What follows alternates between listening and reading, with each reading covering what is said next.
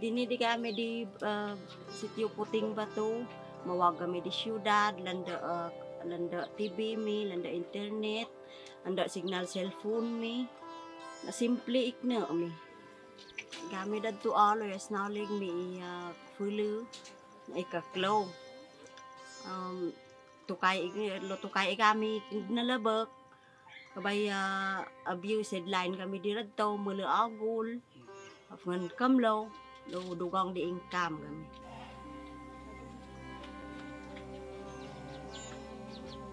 Mag-grade 6 na po ako ngayong pasukan at may tatlong nakakabatang kapatid din po ako na nag-aaral dito sa Kalay IP School. Hindi ko po alam kung paano kami mag-aaral dahil bawal pa po kami pumunta sa paaralan. Sabi nila pwede lang daw po kami mag-aaral sa computer, sa cellphone, sa TV at sa radyo, pero wala po kaming ganun. Sabi din po nila si nanay daw po ang magtuturo sa amin, pero may trabaho din po yung mga magulang namin at yung mama ko po, hindi po siya gaanong marunong magbasa dahil hindi po siya nakatapos ng pag-aaral. Mismo lang ako ko school. Mismo grade 1 lang na ako. Kat na udan nga ako na landag na ragurag. Lima hagutam daw dalero. Mismo rag lang gara ko kuret da biyo. Iladlet daw dalero.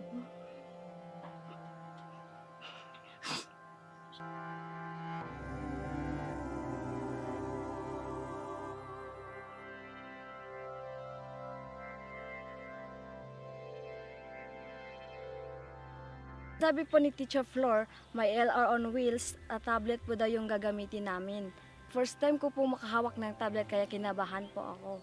Ngunit nang nakita ko si Teacher Flor sa video, masaya ako dahil para ko lang siyang kasama at para lang kami mag face to face at parang nandun lang kami sa klase dahil nakikita at naririnig ko siya. Doon sa video, sinabi na ni Ma'am Flor kung ano ang gagawin namin dahil naka-arrange na po yung mga activity, yung mga gagawin na po namin. Nandun na po yung mga leksyon na ituturo po sa amin. At yung quiz po namin, nalalaman po namin yung score namin at yung mga tamang sagot po. Man teacher floor kami nung tablet view. Ablela di view dan nga school. Bag kami team lahaw kabay kami liro do. Lagara may kureti katdo may ron di nga mi. Do mismo kami lagara mi. Yung WLAN, i-on na siya. Okay. Tapos, may kanto may tag-testing, tag-tilaw mi, bong view dula am limahan.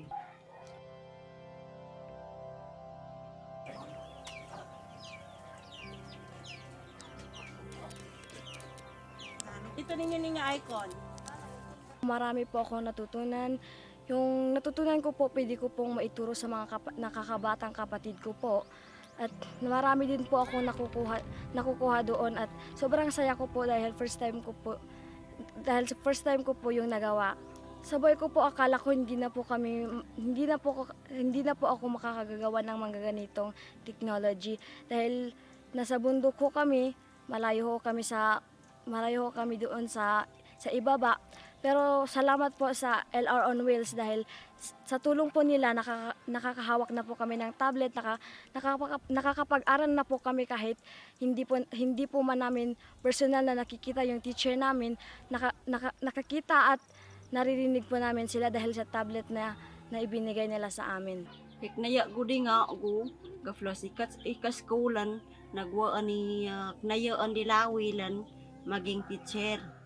Gusto ko pong maging guro dahil gusto ko pong tumulong sa mga batang gusto din mag-aral. Katulad ko po, isang mahirap lang din na nakatira sa bundok. Gusto ko pong makatulong din sa mga yung sa mga batang ayaw mag-aral tapos ako po yung magtutulak sa kanila para mag-aral po sila. Kaya gusto ko pong makatapos ng pag-aaral. At gusto ko pong makatulong sa mga magulang ko dahil wala din po silang pinag-aralan kaya gusto ko pong matyagang mapag-aral dahil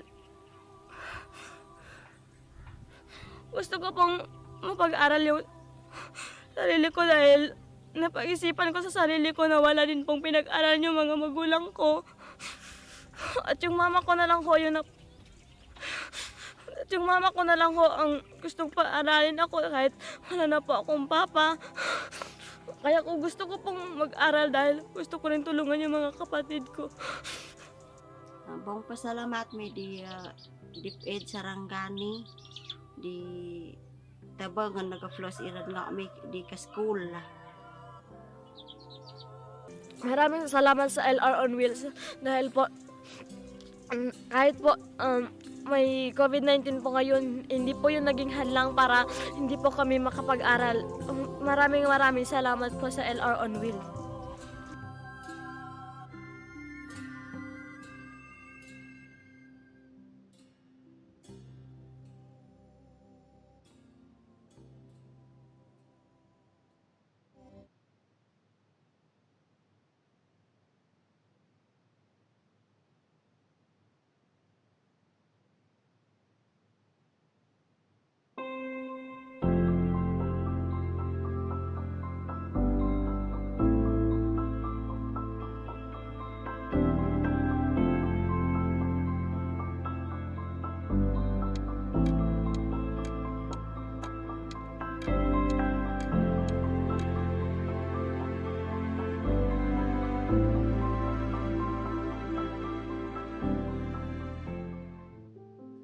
Lola, alam mo ba, ayaw pa rin mag-school ng friend kong si Brian.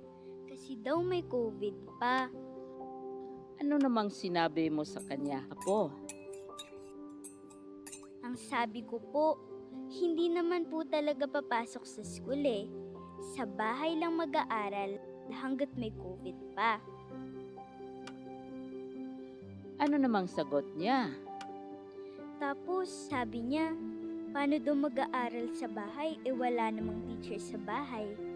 Di ba nga Lola? Ano nga ulit nung tawag doon sa hindi naman papasok sa school pero mag-aaral pa rin? Apo, ang tawag niyan ay distance learning.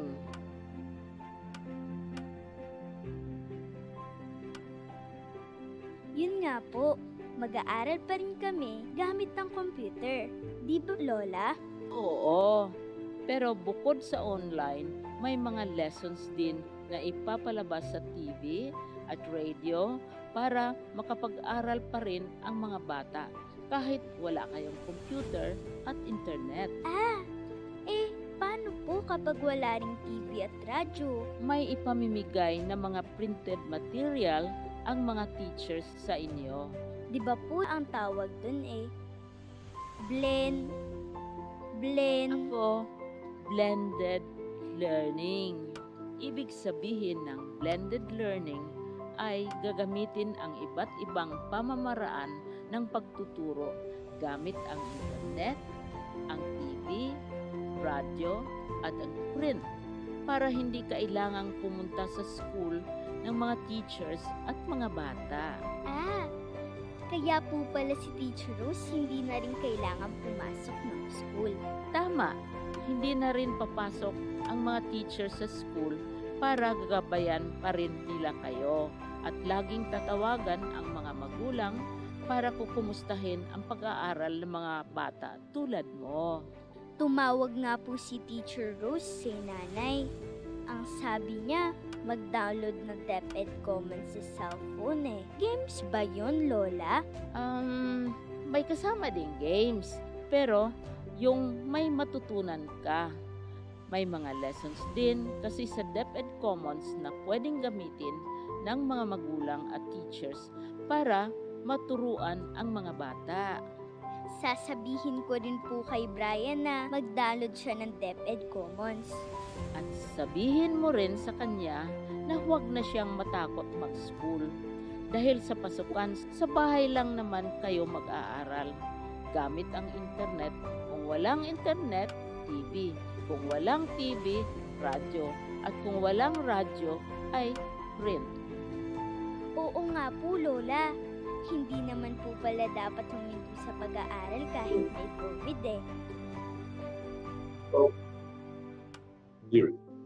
Magtutulungan kami para magpatuloy ang edukasyon.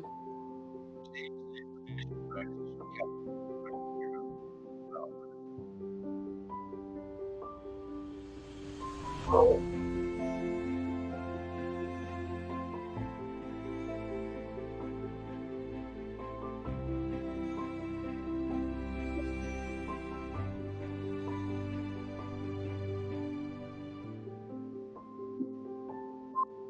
don't want them on because I don't want you and I to be talking for them to hear it. Oh, no, you don't. Nor do I want them to see me much. No.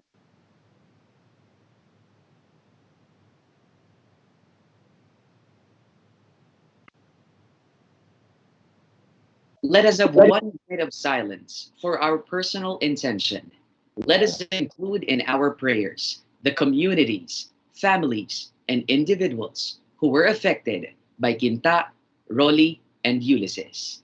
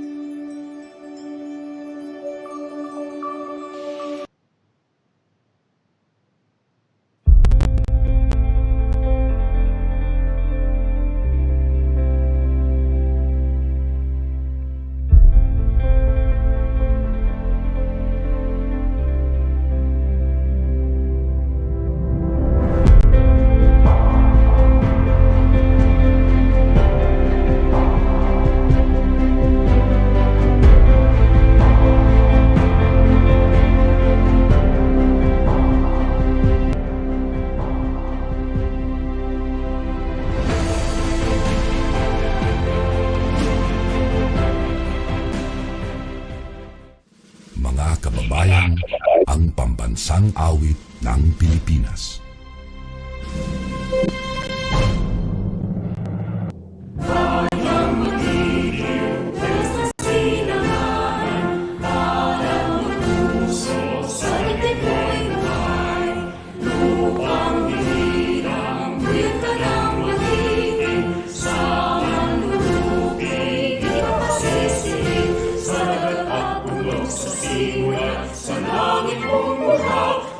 Ang tula at awit sa paglayang minamahal, ang iskap ng watawat mo'y tagumpay manatili. Ang bituin at araw niya kailan pag may maghihili, lupa na araw ng ating pasigla, huwag langit sa Pinoy. Ang nilaya na pagkay magkakapi, ang mamatay ng dahil sa'yo.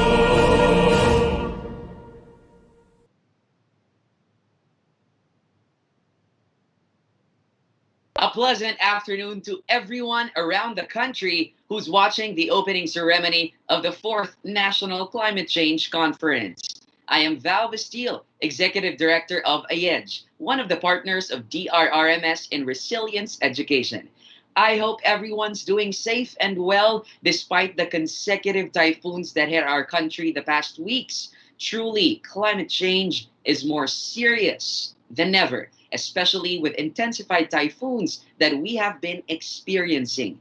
Different news about the disasters that we are seeing, not just in the country, but also around the world, is intensifying our anxiety about future events. Which is why the Department of Education, through the Disaster Risk Reduction and Management Service, or DRRMS, presents the 4th National Climate Change Conference with the theme, Alpas, Channeling Youth Eco-Anxiety to Climate Action.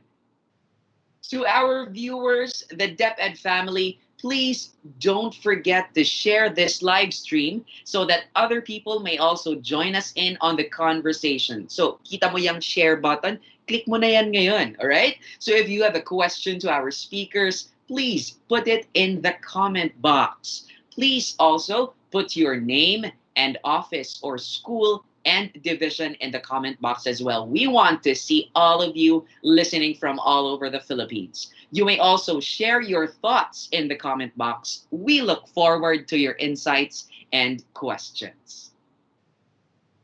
This year's NCCC will start conversations on the connection between mental health and the climate crisis. To begin, let us call Ms. Joan Liamado, Mental Health and Psychosocial Support Service, or MHPSS, in Emergencies Focal of DepEd DRRMS, to lead us into a mindful exercise.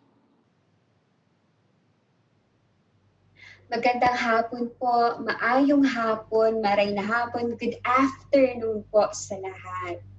Let's start our activity with a breathing exercise to calm our minds and relax our bodies. Please find a comfortable position, but make sure that you will not fall asleep. You may sit on the floor if you like.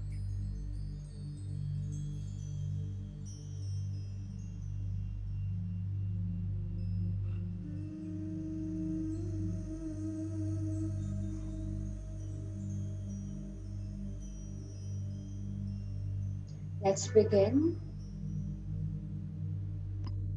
Close your eyes or focus on one spot in the room.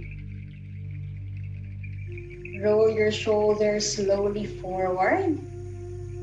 1, 2, 3, 4. And then slowly back. 2, 3, 4. And lean your head from side to side, lowering your left ear toward your left shoulder. 1, 2, 3, 4. And then your right ear toward your right shoulder. 1, 2, 3, 4. Then relax your muscles. Your body will continue to relax as we meditate. Then observe your breathing. Notice how your breath flows in and out. Make no effort to change your breathing in any way. Just simply notice how your body breathes. Your body knows how much air it needs.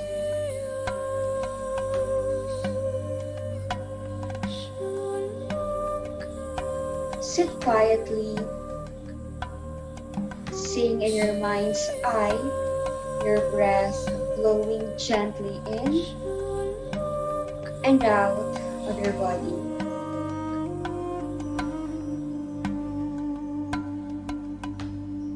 When your attention wanders, as it will, just focus back again on your breathing.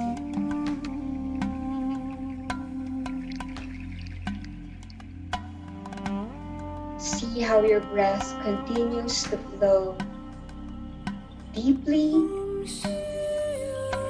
calmly.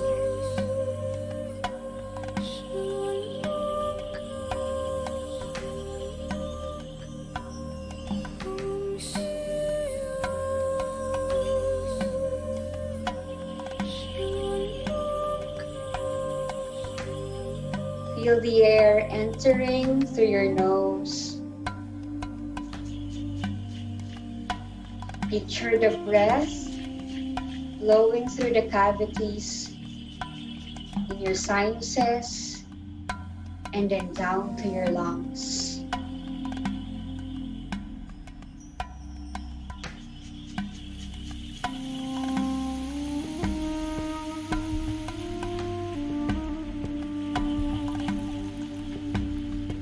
As the thoughts intrude, allow them to pass and return your attention to your breathing.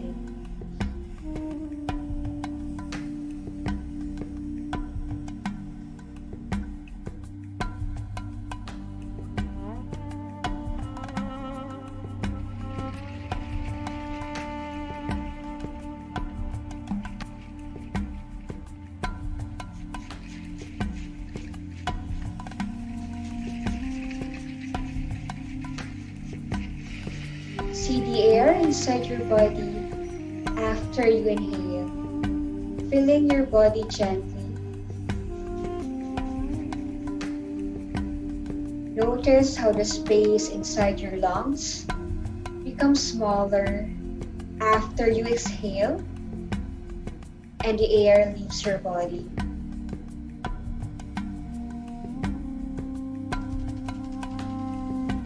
Feel your chest and stomach gently rise and fall with each breath.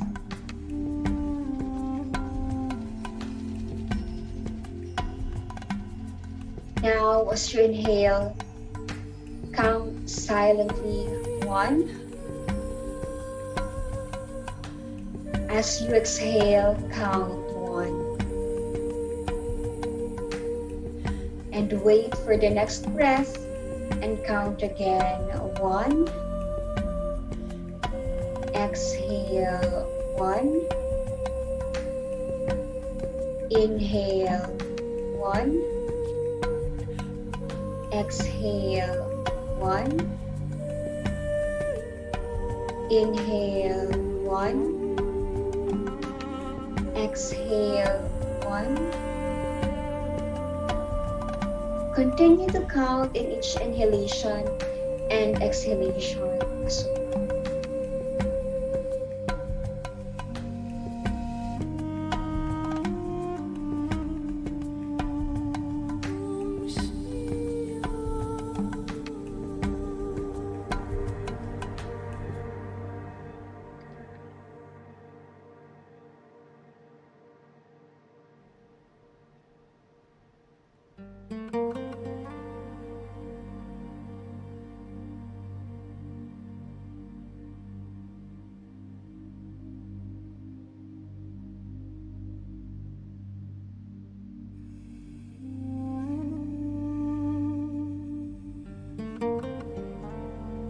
Notice now how your body feels.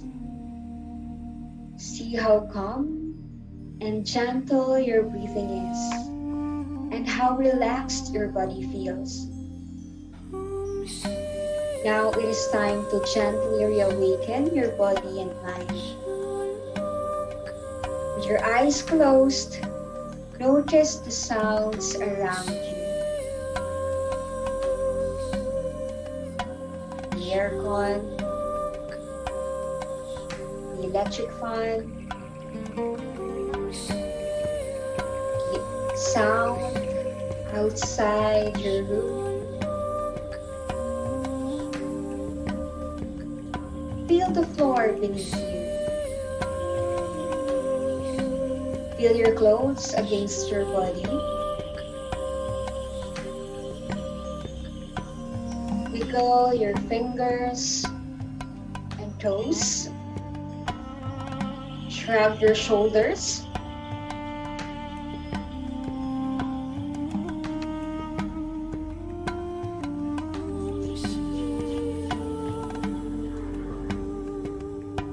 And gently open your eyes. And remain sitting for a few moments longer. And straighten out your legs and stretch your arms and legs gently. And sit for a few moments more, enjoying how relaxed you feel and experiencing your body reawaken and your mind returning to its usual level of alertness.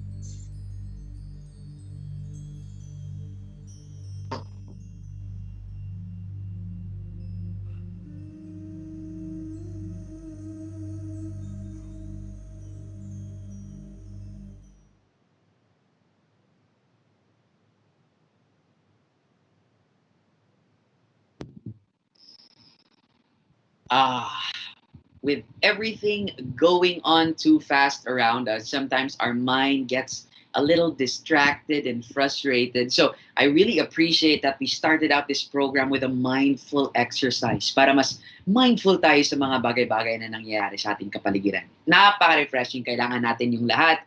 Maraming salamat, Miss Liamada. Now, to formally open the 4th National Climate Change Conference, let us listen to the opening message of Secretary Leonor Magtoles Briones, represented by Assistant Secretary for Curriculum and Instruction, ASEC Alma Ruby C. Torrio.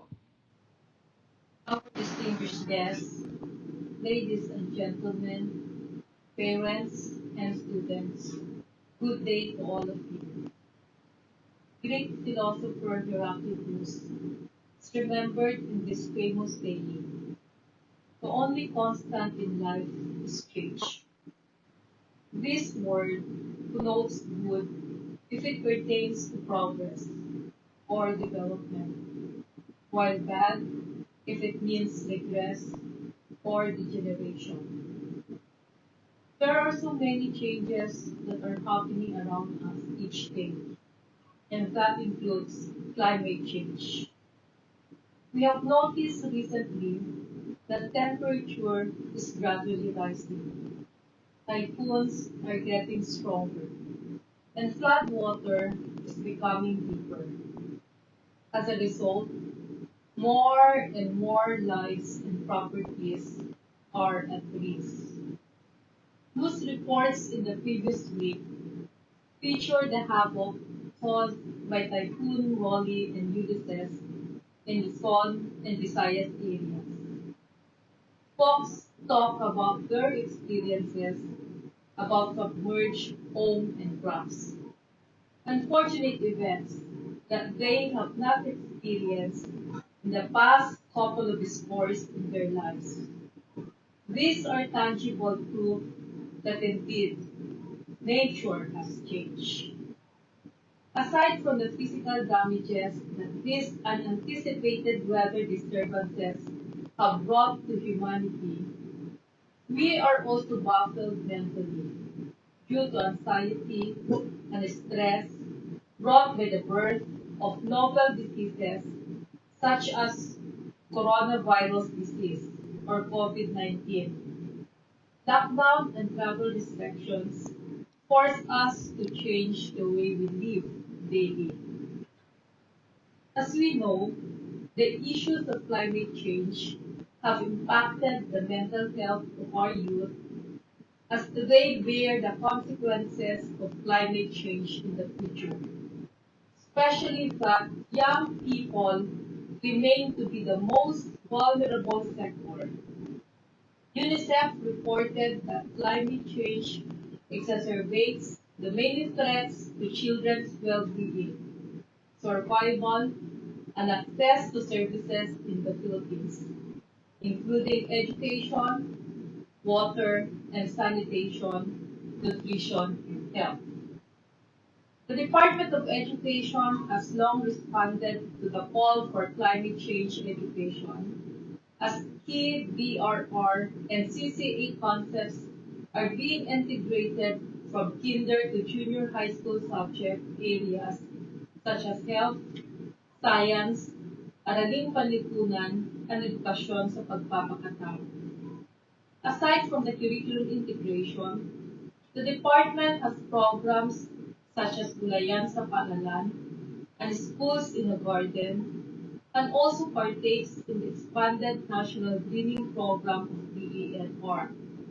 The DepEd, through the Disaster Risk Reduction and Management Service, is working on strengthening the integration of climate change in the curriculum, co-curricular activities, and policies of the department. Also, the DepEd through the DRRMS has a strong program on mental health and psychosocial support services in emergencies. They have provided psychological first aid to learners and personnel affected by disasters and trained teaching and non-teaching personnel to enhance the capacity of the department to safeguard the mental health of learners and personnel in the aftermath of a disaster. This fourth National Climate Change Conference, Alpha's Channeling Youth Eco-Anxiety to Climate Change, is a timely event. With our commitment to elevate students' voices, 70% of the presentations will be given by our learners. They will share their climate action story, highlight the role of education in their engagement, and call for climate action from the older generation. This National Climate Change Conference will take a new form as the department bridges content environmental content via new normal platform. The online platform, which is streamlined through the Facebook page of the department, allows the conduct of the fourth NCCC reaching more. We are engaging many of our stakeholders to hear the cry of Mother Earth. These eco-anxieties, which have evidently manifested in many years of the country and in every individual, rolled in the fear created by COVID-19, truly needs concerted hearts of the Filipino people. We hope to reach more this year and gather everyone to steal the needed action for ourselves and the environment. We hope that our hearts and minds will be one, to put our hands in action in not just merely cleaning and greening, but intrinsically grow a heart that sustains the love for the environment. We also hope to have more Filipinos ready to plow the field, till the land, reduce pollution, support sustainable environmental programs, and to make every corner an evidence of green hearts, flourishing, blooming, producing, helping, and standing firm for environmental advocacies. This will eventually make Filipinos mentally healthy, as the eyes and the heart are focused to what is green and beautiful. On behalf of our beloved Secretary, Professor Leonor Montolis Briones, we enjoin everyone to bind as one with the goal of reframing our hearts and minds towards sustainable environment. And as a parting message, let me again remind everyone that change is inevitable, including climate change. But with proper education to raise the awareness of everyone, to respond quickly and accurately, we can cope with any adversities in life. Kudos and embrace the changes in life. Sama-sama tayo para sa kinabukasan ng ating mga mag-aaral. Handang isip, handa bukas. Stay safe and God bless us all. Thank you so much, A Sectorio, for that very inspiring message. I think A Sectorio zoomed in really well in explaining to us why we are all gathered here this afternoon for the fourth National Climate Change Conference, which is that the climate crisis is real and it is happening now, and that there are so many vulnerable lives at stake. So we need to prioritize climate action today. Maraming salamat, ASEC. Now, to give us an overview of the fourth National Climate Change Conference, let us hear from the Director 4 of the Disaster Risk Reduction and Management Service, Director Ronilda Arco. Dear, good afternoon to you. Good afternoon, Val, and to all our parents, our teachers, and our learners all over the Philippines and those who are viewing outside the country. A pleasant day to all of you. Climate education is an essential element of the global response to climate change. It increases climate literacy as our learners adapt to climate change by changing their attitudes and behavior. Indeed, this climate crisis intensified our anxiety for the future, especially with the frequency and intensity of typhoons our country has just experienced in the past few days. Climate change is responsible for around 150,000 deaths globally each year because of how it speeds up the spread of infectious diseases and exacerbating conditions which amplify malnutrition and hunger, and increasing the intensity and frequency of typhoons, floods, heat waves, droughts, and other weather related disturbances. The Department of Education has chosen the theme I'll Pass, channeling youth eco anxiety to climate action. For the reason that anxiety amplifies the feeling of uncertainty that we have for the future. The climate crisis amplifies this even further because of the intensified typhoons and floods that we have experienced for the past few weeks.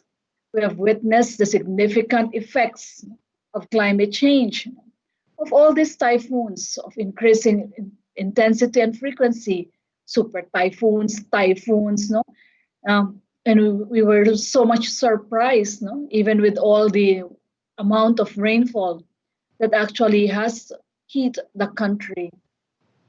Dubbed as eco anxiety is a feeling of loss and is intensified with the knowledge of the direct effects of climate change on one's immediate community. This knowledge, together with news stories of environmental changes around the world, puts a strain on our mental health. Children are more vulnerable to eco anxiety as their generation will bear the consequences of climate change, especially now that they feel their respective governments are not being serious in answering the problems of a changing climate. Children are more prone to eco anxiety, especially if they have personally experienced a disaster. This is because they feel that they cannot control the situation, and long lasting disruptions caused by a disaster can cause a great level of distress to them. For the past 3 years, the Department of Education has been hosting the National Climate Change Conference. Last year's NCCC provided a platform for discourse and collaboration among different stakeholders as various groups of learners presented their technological innovations, policy proposals, and advocacy campaigns on climate change adaptation and mitigation. This COVID 19 pandemic is not stopping the department in raising awareness on climate change and how it affects our mental health.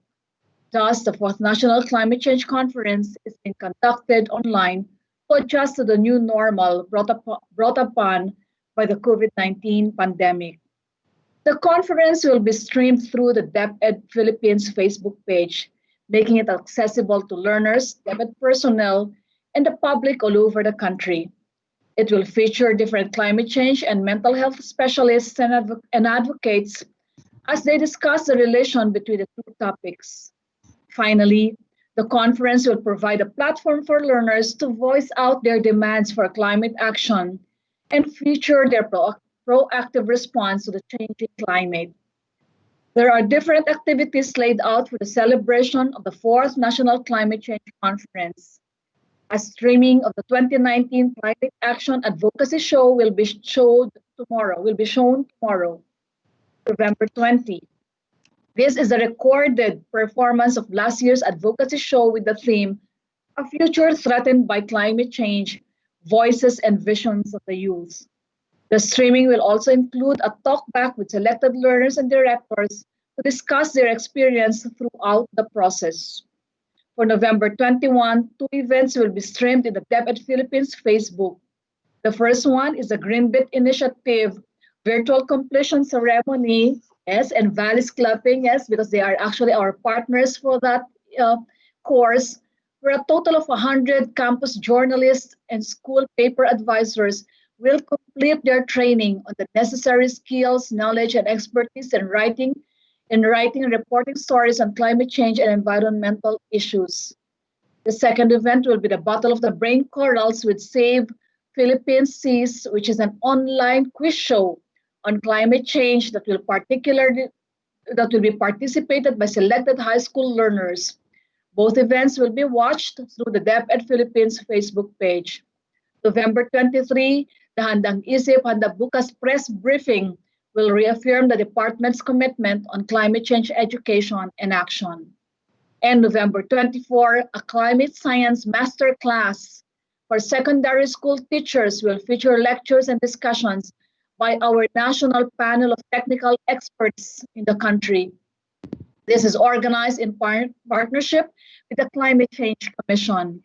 And finally, at the closing ceremony of the 4th National Climate Change Conference on November 25, we will hear from DepEd officials and learners as they discuss different DepEd projects and experiences in promoting sustainable and eco-friendly schools. We'll also hear the accomplishments and plans for climate change education and action.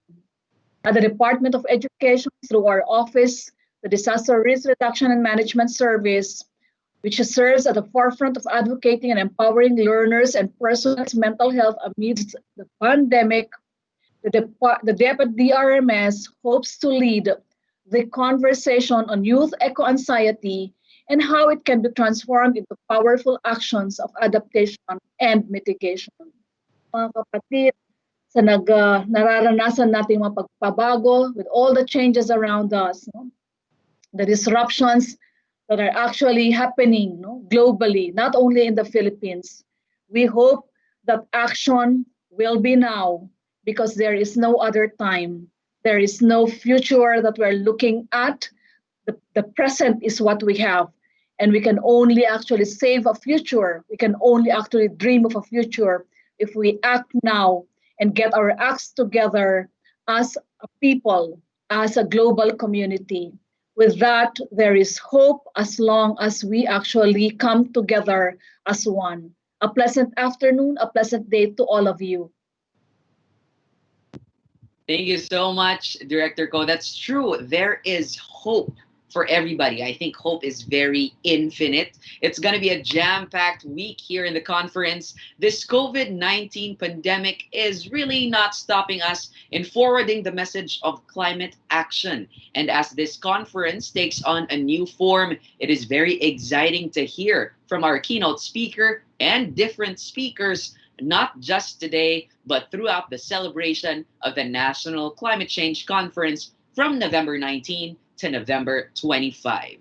Now, let us meet our keynote speaker for tonight as she discusses how eco-anxiety affects us and how we can transform it into creating meaningful change towards climate action.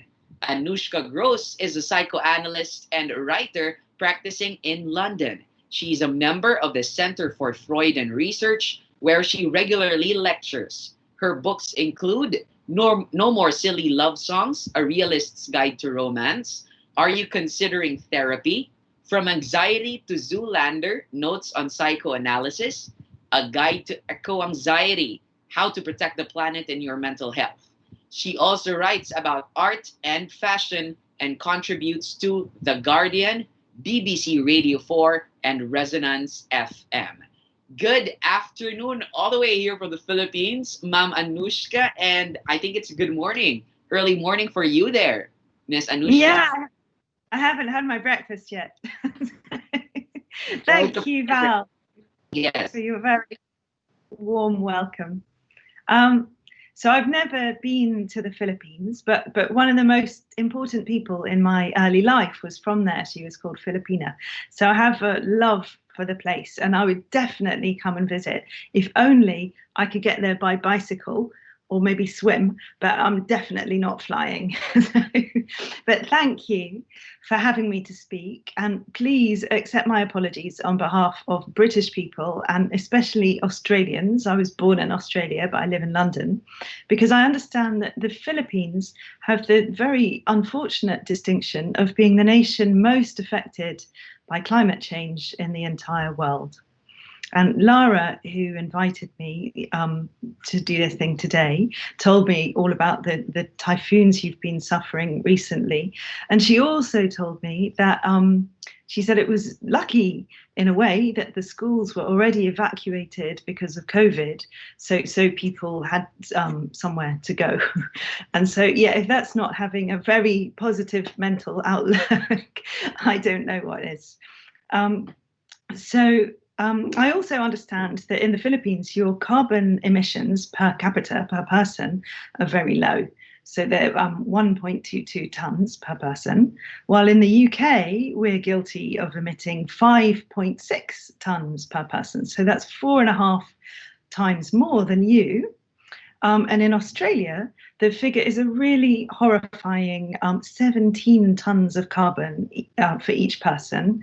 And that's mostly to do with the exports of coal. So that's 14 times more than someone from the Philippines. So you are suffering the effects of climate change caused by carbon emissions created by other people. And I think it's very open-minded, generous of you to invite me here today and to listen to me at all. And I just want to confirm that a lot of us out there really do know, do care, and will do whatever we can to create some kind of global community so we can all address this thing together. So your problem is definitely everybody's problem.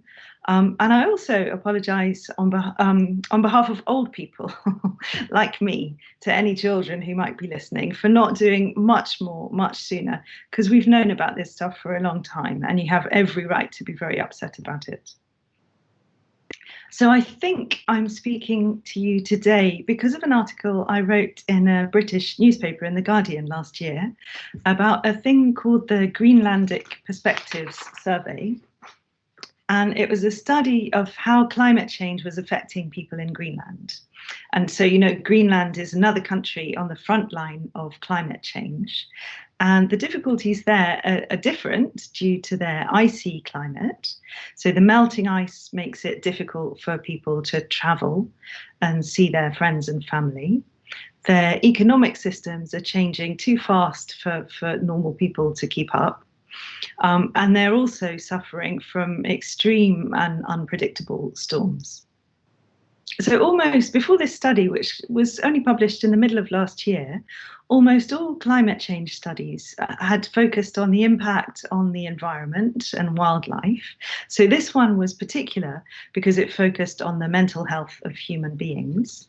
And what they found was that 90% of Greenlanders felt that they were witnessing the effects of climate change at first hand. They could see it. It wasn't an idea that scientists were telling them about. It was happening outside their house, sometimes inside their house. So they were seeing it firsthand, and the knock-on effects of that on them seemed to be increased levels of depression, of anxiety, of alcoholism, of domestic violence, and even of suicide. So really, really serious stuff. And it was shocking to read the survey. It's very upsetting. But in a way, it's also not shocking because in my work as a psychoanalyst over the last few years, people have been talking more and more about their anxieties around the climate crisis. So people often describe not being able to sleep because they're so haunted by images of ecological destruction, or maybe they just feel an overall sense of hopelessness about the future. Or the thing I probably hear about most often is people in their 20s and 30s saying that they feel they can never have children due to the terrible state of the world. So they hear things like that we only have a decade to turn things around, or that there are only 50 harvests left at the current rate of consumption. And it just feels so apocalyptic, as if there's really no hope for the future. And it would be cruel and irresponsible to bring new people into this difficult world. So what can you do in therapy when the problem is so big and so real? Because it's not like you can sort of downplay it, make it go away. You definitely can't tell people to sort of calm down and get over it. So I'm just going to read you a page from the book about eco-anxiety. And so it's a page that's about the word anxiety. And yeah, apologies for my Anglo-centric thing.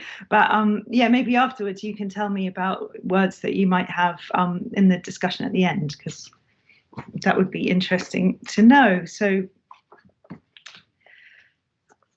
this is a section called What is Anxiety?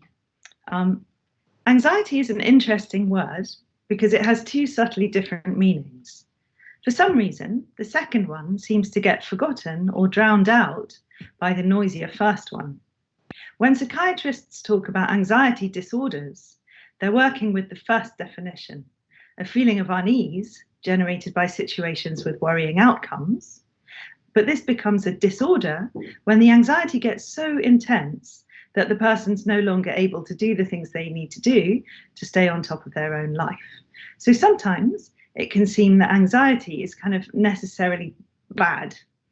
Some definitions of anxiety even begin by seeing it as something pathological in itself, the unhealthy counterpart of fear. So if fear is a reaction to a clear threat, then anxiety is a reaction to an unclear one. So in the case of fear, there is a tiger, but in the case of anxiety, there might be one. Therefore, in this second case, maybe you could have saved yourself some bother by having a more optimistic outlook. So if you say you're suffering from anxiety rather than fear, maybe you're already inviting the suggestion that you're just being neurotic. But in the way that climate change has been upgraded to climate crisis in the more ecologically responsible news media, you could perhaps say that climate anxiety should probably be changed to climate fear to make it very clear whose side you're on when it comes to gauging the reality of the threat. Still, climate anxiety or eco-anxiety is the phrase that's taken hold, so maybe we can work with it. And the surprise advantage of this might be in the second meaning of the word anxiety, which is given on the Cambridge English Dictionary website as eagerness to do something. So examples of this second definition might be Ben was anxious to give his sister the perfect birthday present, or I was anxious to be on time to meet you. And I was, because it's quite early and I was worried I might be late. But so although it might still contain a hint of discomfort, the emphasis is on being willing to act. While the first definition of anxiety suggests a kind of frozen passivity, definition 2 is much more energetic and positive. So the thing is to accept that anxiety exists, is real, is in relation to an actual threat, but to try to convert it into something else, to make this anxiety a push towards action. So people who are anxious are on the right track. And it's people who aren't anxious who we need to be worried about. And I'm sure you all know Greta Thunberg's famous phrase, I don't want your hope, I want you to panic, which she said to the people at Davos. So part of the work we can maybe try to do in therapy is to help people to turn their eco-anxiety into something that they can live with and even put to good use. So we definitely don't try to talk people out of it or to sort of cure them of it. So just to break it down a little bit more, there seem to be a few different ways that people experience this kind of big thing that's come to be called eco-anxiety. So you have anxiety itself, but you also have climate grief. So, just real deep sadness about what's happening to the world, which could also be called depression or even melancholia. And then there's another category, which I'll talk about all these much more in a second, but another category called pre-traumatic stress, which is a new idea, and also guilt and denial. So anxiety first, anxiety obviously is a fear of what's happening, a sense of panic. But the thing about it is that it can be energizing. But it's no good if that energy turns against you and stops you from sleeping or living. So the worst thing is to feel powerless And one of the most helpful things you can do is to turn your anxiety outwards into activism. So you get involved with other people who feel the same way. You do whatever's within your means to do. You write blog posts, you organize campaigns. Maybe you can do stuff in your school. Maybe you can do stuff nationally or even globally. You can get involved with campaigns that are already up and running. And I hope I don't know, your teachers have been supportive of Greta Thunberg's school strikes. And I understand why she might be feeling very frustrated and angry about the slow speed of change, but she's been absolutely amazing at making people listen. So anything you can do to wake people up to the scale of the crisis is worth doing. And in the UK, we have quite, I would say, quite a useless prime minister, but one of his many character weaknesses seems to be that all he wants is to be popular and liked. So because enough people have been on his case about climate change, and I think that includes his vegan girlfriend, this week he suddenly announced big new green plans. So I think there's a tipping point where even the most obtuse people are starting to listen, apart from Donald Trump, but he's gone. So there's no big reason to be pessimistic about activism. We do still have some time, and it seems people are more receptive to environmental messages than ever. Although, you know, that's unfortunately due to the fact that it's unignorable. So the thing with anxiety is to try to turn it outwards in ways you can so it doesn't eat you up. So then there's grief, climate grief, which can kind of do the opposite to you. It can demotivate you. So yeah, grief, depression, melancholy are all roughly in the same category. And the risk with those feelings is that they can make you feel like it's all hopeless, that everything's lost already, it's too late. And that's a perfectly natural defense against psychological pain. Maybe it seems safer in a way to get on with mourning, with accepting the loss, than with fighting against it. Because if you try to fight, you might lose. And sometimes people try to control situations by losing or giving up on purpose. So we deal with that stuff all the time in non-climate related therapy. And I'm sure any teachers listening know about this phenomenon too well. So yeah, kids who find the work difficult or whatever might just stop trying and give up because they don't want to, they feel like they're going to fail anyway. So why do the work in the first place? So with people in those states, we have to help them to see that the risks of not trying are much greater than the risks of trying, and that it's much better to fail than not to try at all. It's less depressing. So thirdly, we have this slightly strange new idea, which has been christened pre-traumatic stress. And it's like it's a new twist on the older idea of post-traumatic stress, where something really terrible happens to someone or a lot of people, and they can't quite recover from it. The trauma just keeps coming back. But in the case of pre-traumatic stress, the really traumatic event hasn't happened yet. The person can see it coming, but feels helpless to do anything about it. And of course, all sorts of things have already happened climate-wise, as I hardly need to tell you at the moment. But we're talking here maybe about the next set of possible consequences that, you know, social breakdown, mass displacements of people, wars even, the kind of mega catastrophe that we're perhaps currently only seeing the tip of. And so this term was invented by a psychiatrist called Lies van Susteren to describe the effects on climate scientists who were seeing changes unfold in the environment. So they're seeing loss of species, melting ice caps, increase in wildfires, soil erosion, you know, you name it.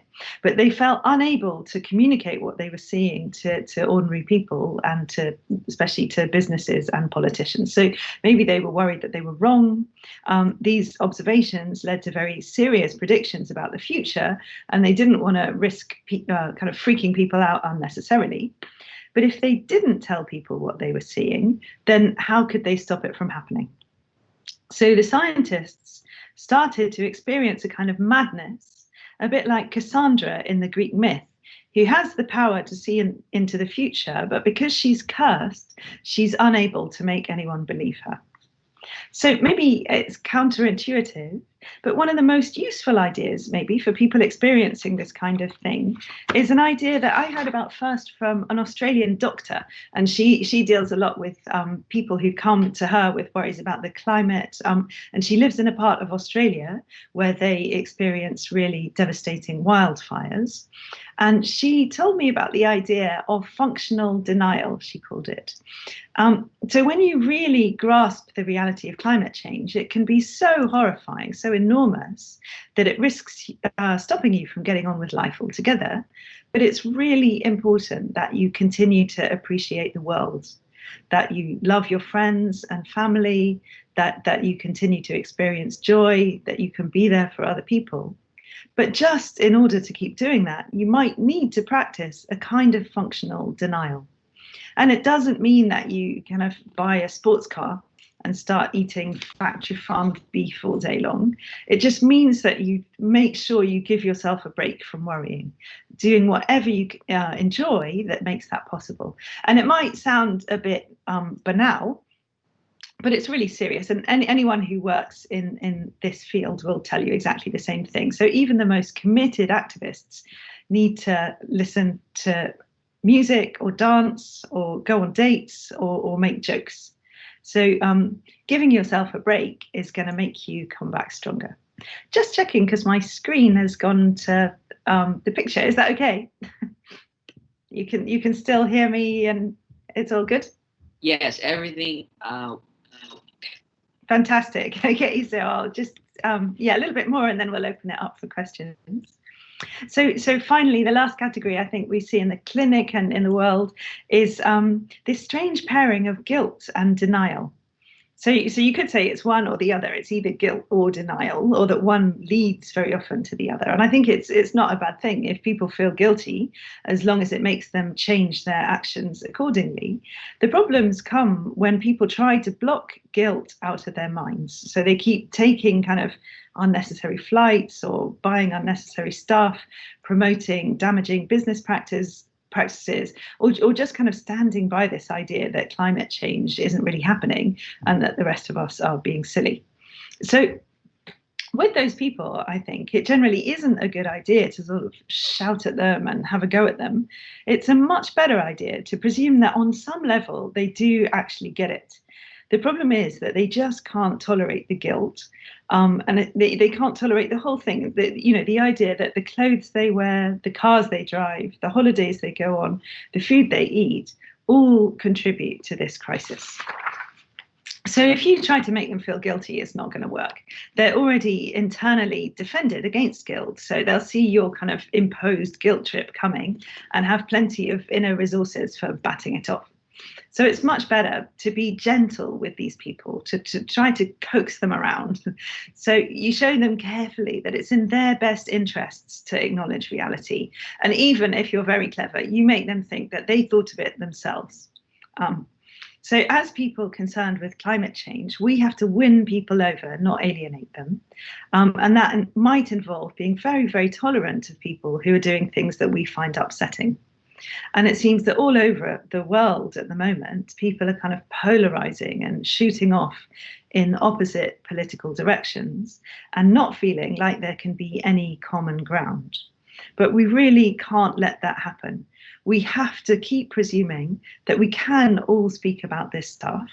We can come to understand each other and really work together, because it's in absolutely everyone's interest to do that. And so sometimes you see that super rich people might act like they think that they're going to be able to buy their way out of this situation, but they won't. Maybe they can do it temporarily, but not for long. You can buy a climate-proof apartment, but where's your food going to come from if somebody isn't out there growing it? So it's not a solution for anyone. So we have to get together. So that's how to talk to adults about climate change. In a way, you have to intelligently patronize them. But Lara told me the other thing maybe to bring up is how to talk to children, given that there are lots of teachers here. And I would say that with adults, if you have to patronize them a bit, with children, you don't. So I think what you tend to see with children is that they're natural environmentalists. They can totally see the point in looking after the world. And they're often really shocked by things like, that are normalized for some people, like the realities of meat eating. Where does meat come from? They're very undefended against the tragedy of climate change. They really feel it.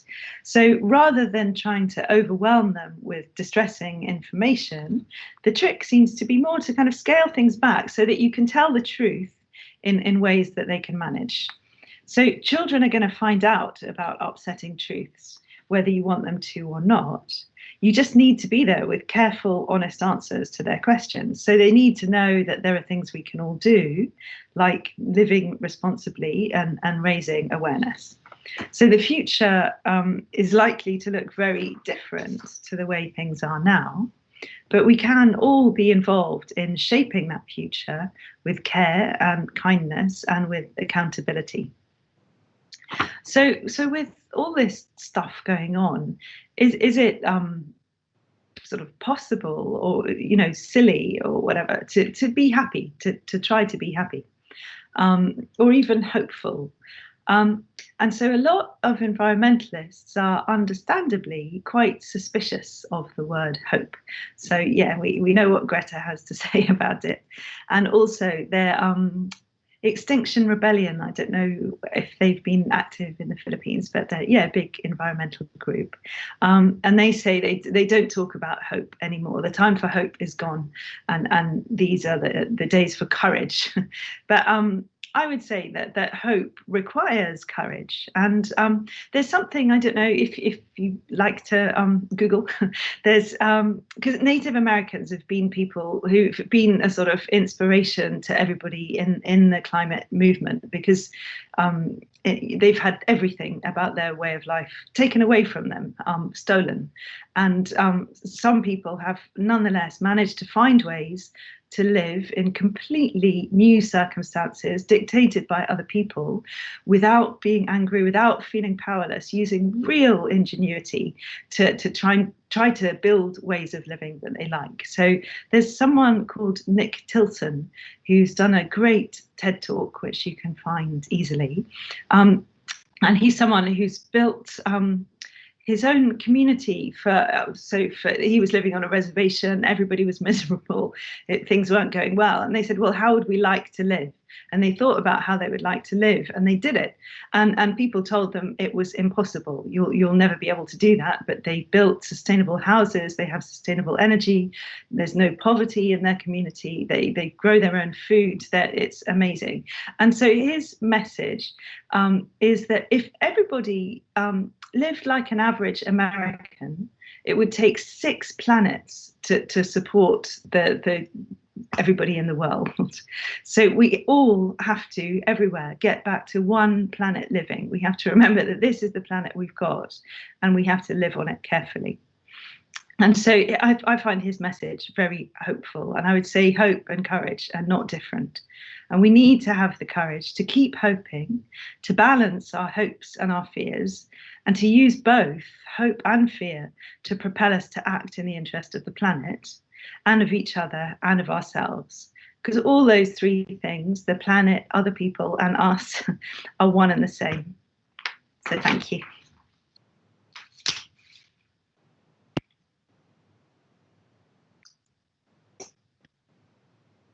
Oh, Val, I can't hear you. All right. Thank you so much, Anushka, for that very encouraging and informative message. That was incredibly insightful. I think it would be an understatement to say that I learned a lot, because definitely still in the climate change and environmental advocacy, these are all new concepts and new terms that I learned about. And in fact, some of our viewers might have just come across these concepts of, you mentioned functional denial, climate grief, and of course, our our main theme for this conference, eco anxiety. And I think it's important that we put these concepts out there, and it's important that we put them on the table and start talking about it, even among young people, students especially. I myself, I think when you were giving the discussion, I was like, hey, that's me, Anushka. Like, I don't want to have children right now if I want to bear them into a very climate dangerous world, right?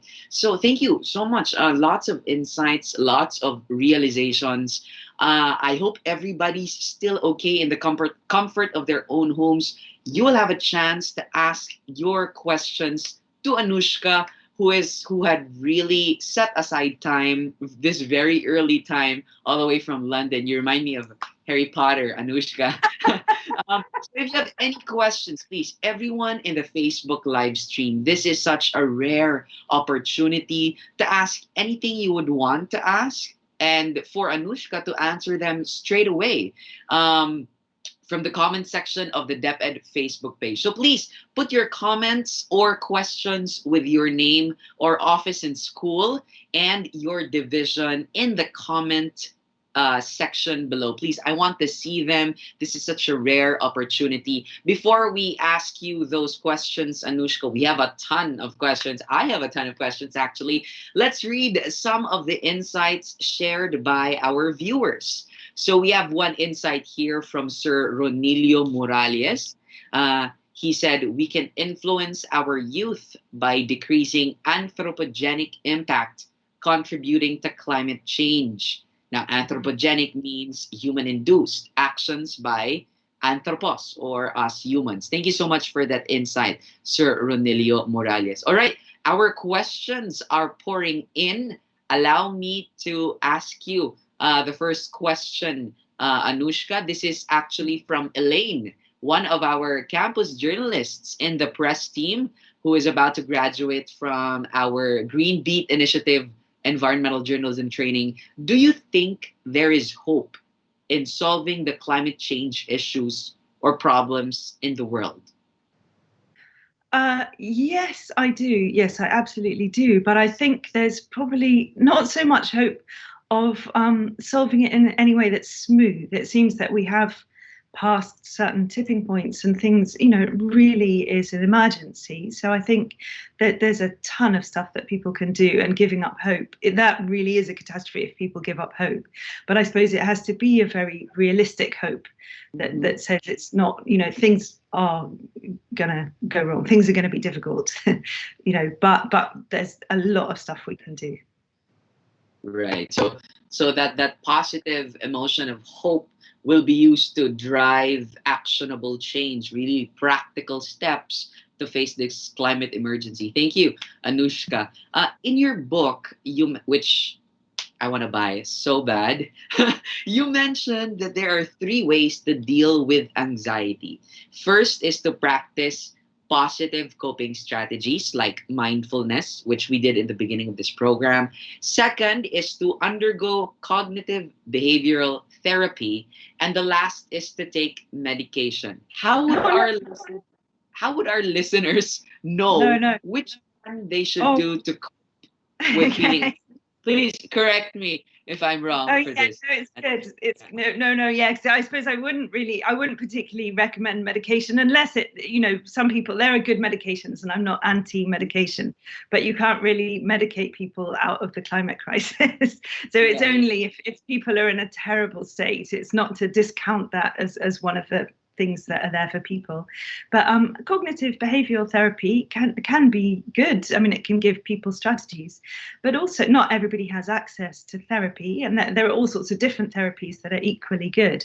But I would say talking to other people and sharing ideas with other people, being engaged with people who are concerned with climate change, being part of groups. There's something called a climate cafe, which I think anybody in the world can do, especially at the moment, moment because of COVID and everything being online, you can organise a climate cafe where people just get together to speak about what they see, what they feel, how they're being affected.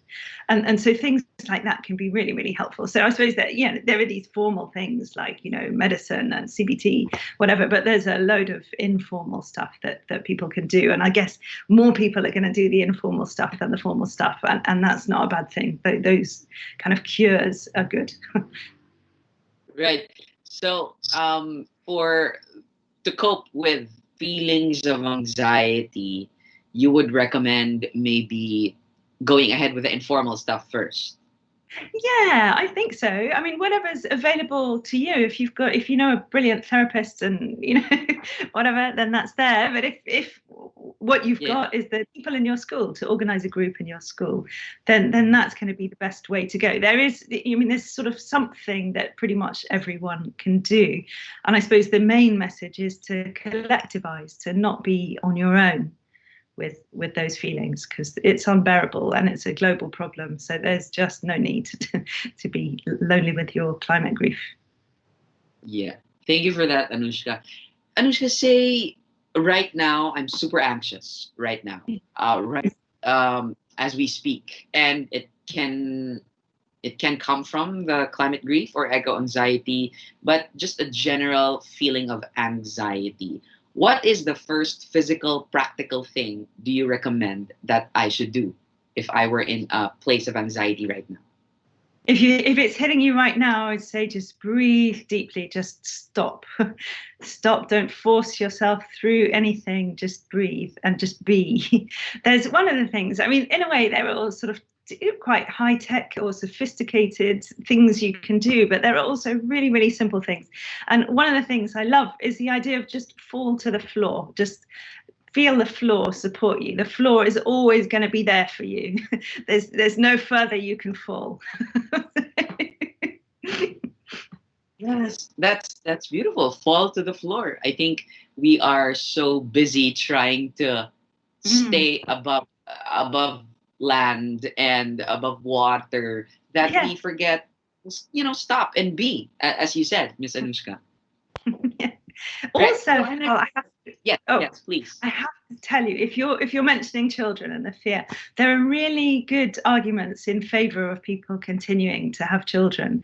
The only problem is sort of very people in developed countries who think that having a child means having a massive car and a massive house and going on massive holidays, and that's the only problem. People can have children and love those children and bring them up to be environmentalists, and that is cool.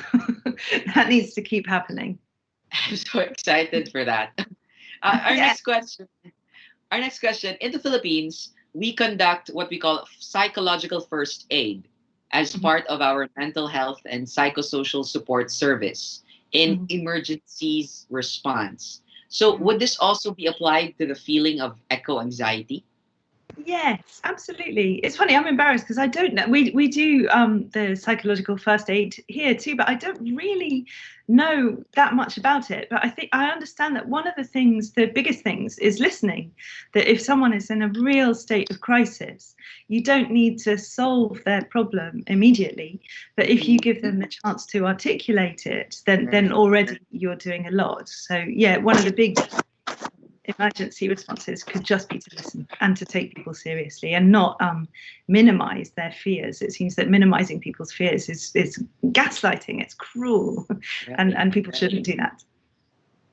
It seems like sometimes you just dismiss feelings, negative emotions, like just gonna get through that. It's gonna be easy. It gets downplayed, and the problem doesn't get solved, right? Anushka.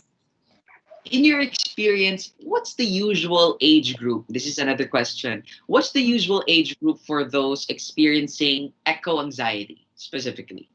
Oh, I wonder, it seems to maybe it manifests very differently in different age groups. Like I know some children, maybe 6-7-year-old children, and their questions are just really, really, they're heavy. They're like, what is this thing? Is it happening? Are the animals going to die? Are we going to die? Just straight in there with the heavy stuff. But it's difficult to answer, but you can definitely answer them kindly and carefully. Say there's lots we can do, but but for people in the 20s and 30s, the thing I see much more is the thing about children. That's the big one, and yeah, that's much more difficult to work through. But I think, yeah, there's hope. This has truly been an enlightening session with you, Anushka. I wish that we have more time. I'm gonna go to London and have coffee with you. Yes, come. You're invited. It's lovely to meet you. Yeah. We have some more questions actually coming in. I thought we were going to wrap up, but everybody on Facebook is loving this discussion on eco-anxiety. So I'm going to read through some more questions. We have a question from Gabriel Stephen Magalang. He's a grade 4 student. Wow. From Galamay Amo Elementary School, Region 4A. He asks, how can we contribute to ease the effect of climate change? It's coming from a grade 4 student, Anushka. Wow, that's amazing. So is he 9 years old? Does that mean? I'm super bad with it.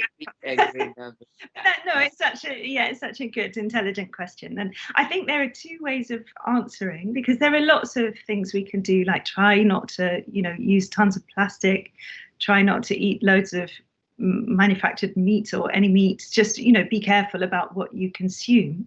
But I think one of the difficulties is that if you put all the responsibility onto individuals, to consumers, then that you're one person, one whatever it is, grade 4 person thinking, oh my God, I have to solve this. I have to never touch meat. I have to never touch plastic. I have to never have anything new. I have to never enjoy my, and that's too much. That basically being a little bit careful, a bit responsible in your life is one thing, but also raising awareness, because basically big companies, big organizations, governments are the people who can really, really act. So being as responsible as you can realistically be in your own life is one thing, but also realizing that you have to be addressing and collectivizing. That's why you need groups. That's why you need to campaign.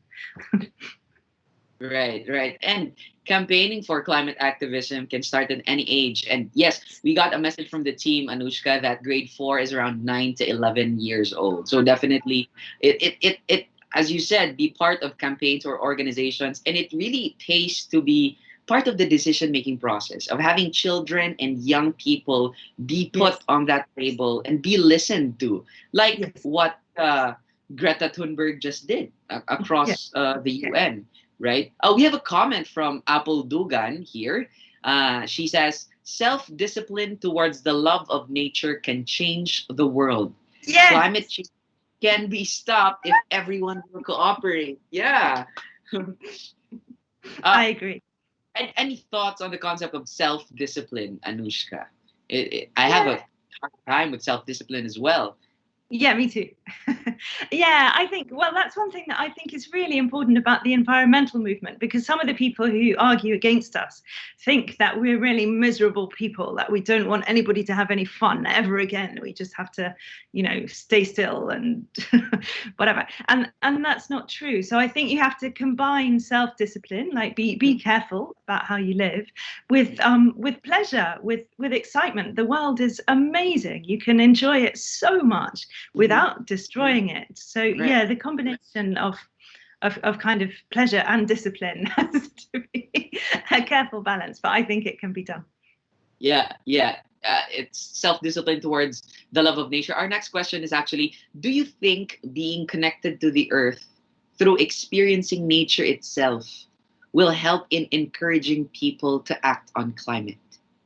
Yes.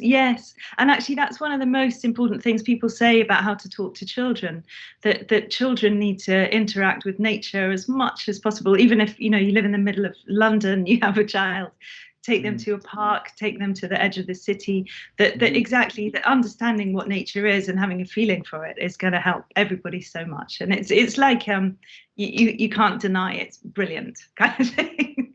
Right.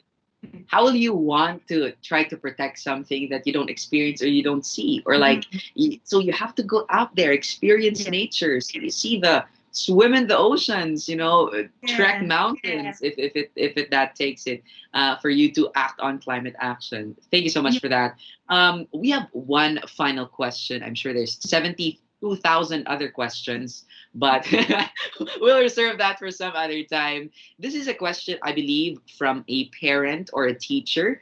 Her name is Cherry Lynn Moreta of ISNHS Vegan City Division Region 1. She asks, I think she's a teacher or parent, what can we do to ease our children's eco anxiety? We all know that some of them, particularly the youth, will ask for reassurance that the future will be okay and that they are safe. Yes, yes.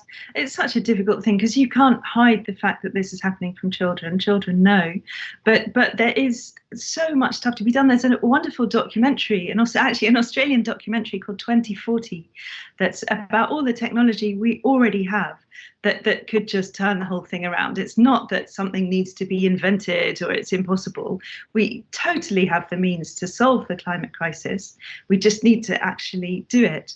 And I suppose with children, the great thing is if they know a little bit, as much as they can bear, people will actually listen to children. As we've seen with the school strikes for climate, that's probably done more than anyone my age could ever do, because you can't not listen. So yeah, let children know a little bit that they can bear. All right. Thank you so much, Anushka. And this has been one of the most insightful and incredible conversations I've had all year. And that's a big thing to say because 2020 was tough for everybody. We hope you're fine and safe there in London, Anushka. And for the interest of time, since we do not have so much time in our hands, we would like to end now our discussion in Q&A. But before that, we would like to award this certificate of appreciation to an incredible woman in the field of climate action, Miss Anushka Gross, for gracing our event. Allow me to read our certificate of appreciation, Miss Anushka. This certificate of appreciation is awarded to Anushka Gross in recognition of their invaluable knowledge and effort as a keynote speaker in the opening ceremony of the 4th National Climate Change Conference with the theme Alpas, Channeling Youth Eco-Anxiety to Climate Action, held online on November 19, 2020. Signed, Director Onilda R. Ko, Director 4 of DepEd DRRMS. Thank you very much, Anushka. Do you have any parting wisdom or messages for us all? No, just to say thank you so much for having me. And this has been the nicest breakfast meeting I've ever had in my life. Thank you. Thank you very much, Anushka, for your time, energy, wisdom, and expertise. It really means a lot to us and to a lot of young Filipinos who may be facing eco-anxiety. See you here in the Philippines or in London. Thank you very much. I'm swimming towards you. Why not? Thank you, Anushka. Now let us proceed to the next part of our program where we get to hear from our 5 beloved learners and the actions that they are currently taking to forward climate action and awareness within their community. Wow. So after having a very awesome exchange with Anushka, it's now time to hear from the stories of our local children who are doing their own part in terms of climate action. Grabe talaga tong opening ceremony. It's really packed with a lot of things for all of you guys and girls listening to our Facebook live stream. First one is Jericho Basilio, a grade 12 student of the Kaunlaran High School Division of Navotas City. He was part of the 2019 Climate Action Advocacy Show and was one of the composers of Kalikasan. Here is his climate story. Magandang araw sa inyong lahat. Ako nga po pala si Jericho Basilio mula sa Kaunlaran High School. Kasama po ang grupong nagatid ng Dulang Dear Philippines. Noong nalaman po namin na magkakaroon po ng project regarding sa climate change, yung nararamdaman po namin nun, kinakabahan, masaya, parang, kasi wala po kaming idea na nagtatanong kami kung ano bang meron doon. Hanggang sa dumating na nga po na nag-workshop na po kami, tapos na-discuss na din po sa amin yung mga patungkol dito na hindi lang po talaga sa environment, pati na rin po sa mga tao na ginagawa po natin sa pang-araw-araw na buhay. Meron din po kaming nakilalang mga estudyante katulad din po namin. Nakakatuwa lang po kasi kala po namin kami-kami lang eh. Tapos yung lalo na po yung mga director po, nakilala rin po namin sila. Ang na-assign po sa amin na team ay yung team po nila Kuya Carl, kasama po sila Kuya Cool at Kuya Eric. Sobrang saya kasi di po namin nakalain na magiging ka-vibes namin sila sa mga biruan. Tapos nagpakilala kami sa isa't isa, kung anong nangyayari sa amin, kwento ng buhay, nakakatuwa. Tapos kapag meron naman po kami mga practice, may practice po kami, as in seryoso po talaga kami. Wala po dapat biruan. May mga biruan ma'am, pling-pling lang. Dapat seryoso talaga kasi gusto talaga namin na iparating sa mga tao na kailangan talagang ingatan natin ang ating kalikasan. Tapos po si Kuya Carl, lalo si Kuya Carl, nakakatuwa kasi ang galing niya mag-arrange ng kanta. Kapag gumagawa kami ng kanta, ina-arrange niya talaga, tapos ang galing pa po niya kumanta. Si Kuya Cool din, sobrang galing po niya mag-choreo. As in, bawat salita ng lyrics, meron talagang galaw, meron talagang action. Sobrang saya kasi halos lahat po talaga sila naging close po namin. Tapos sila rin po yung nag-motivate talaga sa amin na inaakala namin na hindi namin kayang gawin, magagawa po pala namin. Nakakatuwa. Kaya thankful po talaga ako sa inyo, Kuya Carl, sa team ni Kuya Carl, Kuya Cole, pati ni Kuya Eric.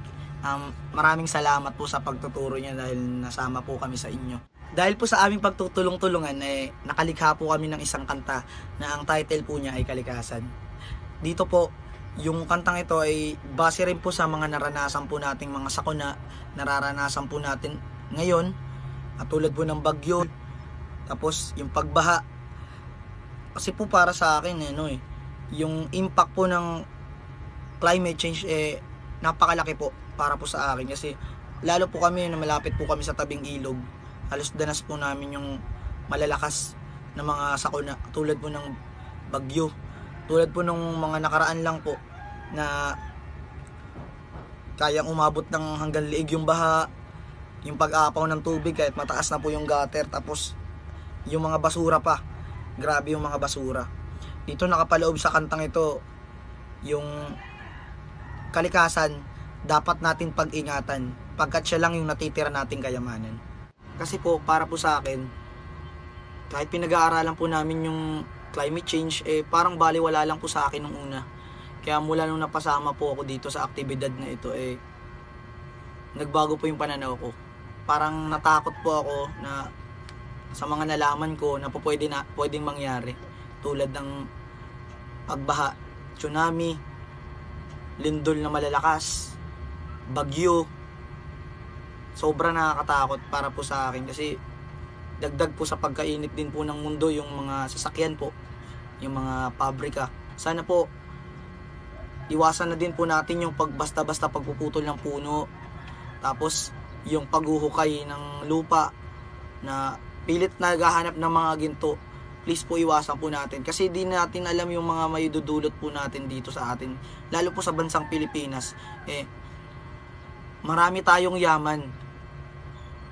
Please lang, ingatan natin ang inang kalikasan. Kailangan natin pangalagaan. Encourage ko po ang lahat ng mga estudyante na kagaya ko po, mga manonood, na sana po kahit sa simpleng pagpulot po ng basura, pag-segregate ng basura, na sa nabubulok at di nabubulok, panatiliin po natin yung gawin kasi di po talaga natin alam sa mga susunod pang henerasyon, mga kapwa ko estudyante, tayo rin makikinabang at sa mga magiging anak natin, na kailangan meron pa silang mapagliliguan, meron pa silang mapupuntahan ng mga palaruan, hindi yung pupuntahan na lang nila puro tambak na ng mga basura. Sana lang matakot tayo guys, kasi para po sa akin, pinakabahan po ako sa mga aring mangyari. Sana ingatan natin ang inang kalikasan, magtanim tayo kung dapat nating magtanim. Hindi lang po dapat matataas ng opisyalis ang umaksyon. Kasama po kami, tayong lahat, magtulong-tulungan para sa ating kinabukasan, para din sa ating kalikasan. Ingatan natin ang ating kalikasan. Meron po akong handog na isang kanta na ang title po niya ay Kalikasan, na ginawa po ng Team All Right. Sana po magustuhan nyo po. Mula first verse hanggang chorus.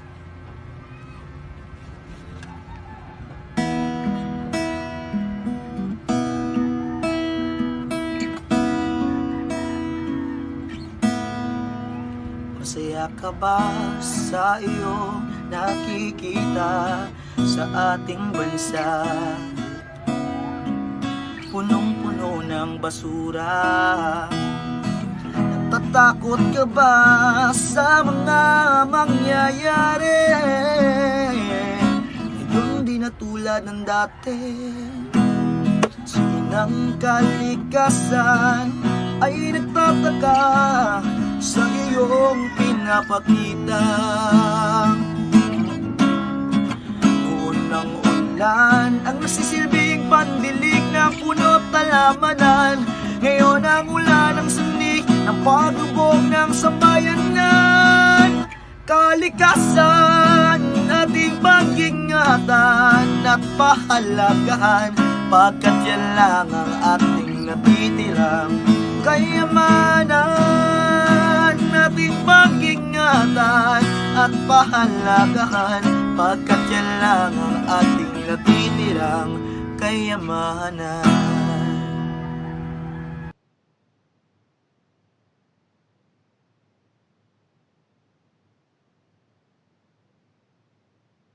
Audio. Grabe. That line talaga, noon ang ulan ang nagsisilbing pandilig ng puno't halamanan. Ngayon ang ulan ang sanhi ng paglubog ng sambayanan. Really gave me goosebumps. Until now, I still have goosebumps. You can watch the full song and the entire performance of Jericho and his fellow learners tomorrow, November 20, 5 p.m. during the streaming of the 2019 Climate Action Advocacy Show, still here at the DepEd Philippines Facebook page. Even though that's a climate advocacy show that happened in 2019, it's still very relevant until today, especially after so many typhoons have hit our country. Just go. Thank you so much, Jericho, for that message and wonderful rendition. Nakakakilabot.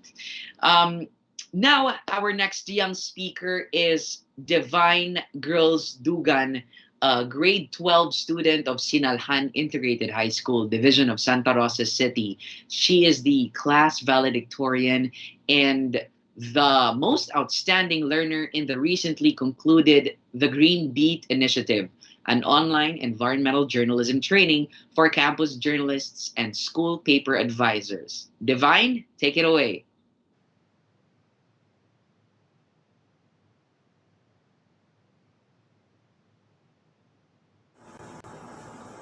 To God be all the glory. Greetings to everyone. I would like to express my utmost gratitude to the Director of DRRMS, Dr. Ronilda Co., to IEDGE co-founder and executive director, Sir Val Emil Vestil, to the Department of Education, to the Disaster Risk Reduction and Management Service, together with the Association of Young Environmental Journalists, to the team of the Green Beat Initiative, and to all the speakers who gave a huge impact to the aspiring youths in becoming a responsible young environmental journalist. I would also mention the support of Education Program Supervisor for English of Santa Rosa Division, Ma'am Cheta Leon. To the Principal of Sinalhan Integrated High School, Ma'am Maria Cristina Pegolio. To my school paper advisor, Mr. Junel John Espalto. And to my beloved parents who supported me all the way to the end. To my fellow students, be joyous, for today marks the beginning of change. With all the skills and knowledge that we gathered for these past 6 weeks, we can bring new ideas and energy to the table. From this day forward, we are expected not to rely entirely on grades and guidance by our professors to tell us what we should be doing or where we stand. Instead, we have to rely on our inner compass. We see the threat of climate change. We know the science behind it. Our goal is to relay these informations to the public and let them know that something could be done. By not knowing, uncertainties could form and overwhelm an individual. I know this for sure since I once felt powerless, that whatever I do, I am doomed to not do anything significant with helping the environment. Let me start with saying how these climate disasters affected me when I was younger. Way back before this global pandemic, I really disliked the sound of rain. Instead of focusing in my class, I found myself asking questions at my seat whenever it was raining. How high will the flood be this time? Will I reach back home safely? Is my family okay? I could only mute these thoughts until I am inside of my house. When I become a high school student, I learned that my behavior could have a negative impact on the environment. This knowledge leads me to believe that I am living the wrong way all my life. So, I tried to make up with it by doing various activities. I did my part in YesO with promoting proper waste segregation and disposal. I planted with my classmates for our TLE project. I cleaned the hallways of my school whenever I found myself having the chance to do so. And as much as possible, I walked to my destination, reassuring myself that by doing so, I am saving the environment. That terrible fear subsided since I felt, even for a moment, that I am doing something. I thought that what I am doing is very significant. Apparently, it is not as remarkable as I thought. The heavy rains are still happening, floods are still occurring, and that fear worsened as the government declares lockdown in response to the rise of COVID-19.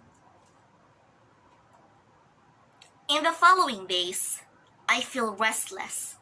I found myself on the edge whenever a typhoon is announced to make landfall in our country. As I saw the floodwater level rises just outside our house, alarming thoughts pop in my mind. What if we need to be evacuated? How safe are we in the evacuation center with the ongoing COVID-19 threat? How are we going to recover if our properties are to be completely wiped out? I could only calm myself down when it stopped raining. Thankfully, it did not reach to the point where we have to be moved from the area.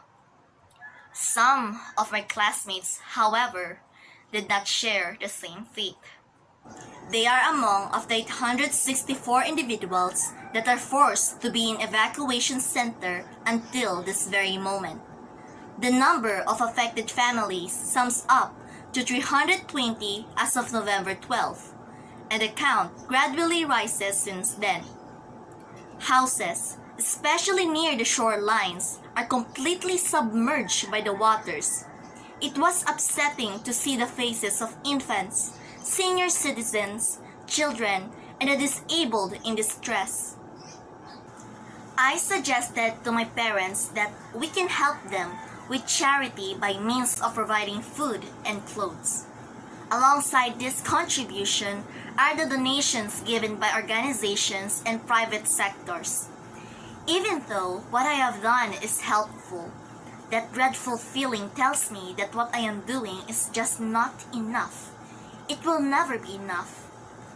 In the midst of experiencing these feelings, I realized something. I must take a different kind of action. Nothing would happen if I stay passive of my concerns. I have to be vocal about it through the use of social media platforms. I must let others know that nothing would happen in the comfort of denial or silence. As misinformations and fake news grow rampant online, I have to take my stand and say that the fear is real. It is not irrational. Climate change is a global problem that endangers the lives of the vulnerable ones. Seeing that you are all here with me really tells how much we demand for climate actions. And the success of these climate actions heavily relies on governmental inputs. Their role is to talk about large-scale measures that are vital to ensuring a better future for all. If they really acknowledge the significance of climate change response, their laws and regulations must be targeted against the systems that forces people to harm the planet. We have to encourage the Congress to enact new, strict laws that limit carbon emissions and require polluters to pay for the emissions they produce. These major polluters are the fossil fuel companies and factory industries in the country. The youths are always ready to support and comply with the environmental policies they have in mind. Like what Madeleine Albright once said, this world needs more doers rather than drifters. We must align our actions to our values by means of acting as a voice that addresses what must be done, a voice that sheds light to the ones who are ignored, a voice that connects government response to people's actions. Because if we want something to be done, we must do it ourselves. Thank you for giving me this opportunity to be a part of Young Environmental Journalists. I truly hope that our call for climate action will prompt the government, both locally and globally, to respond with the same eagerness.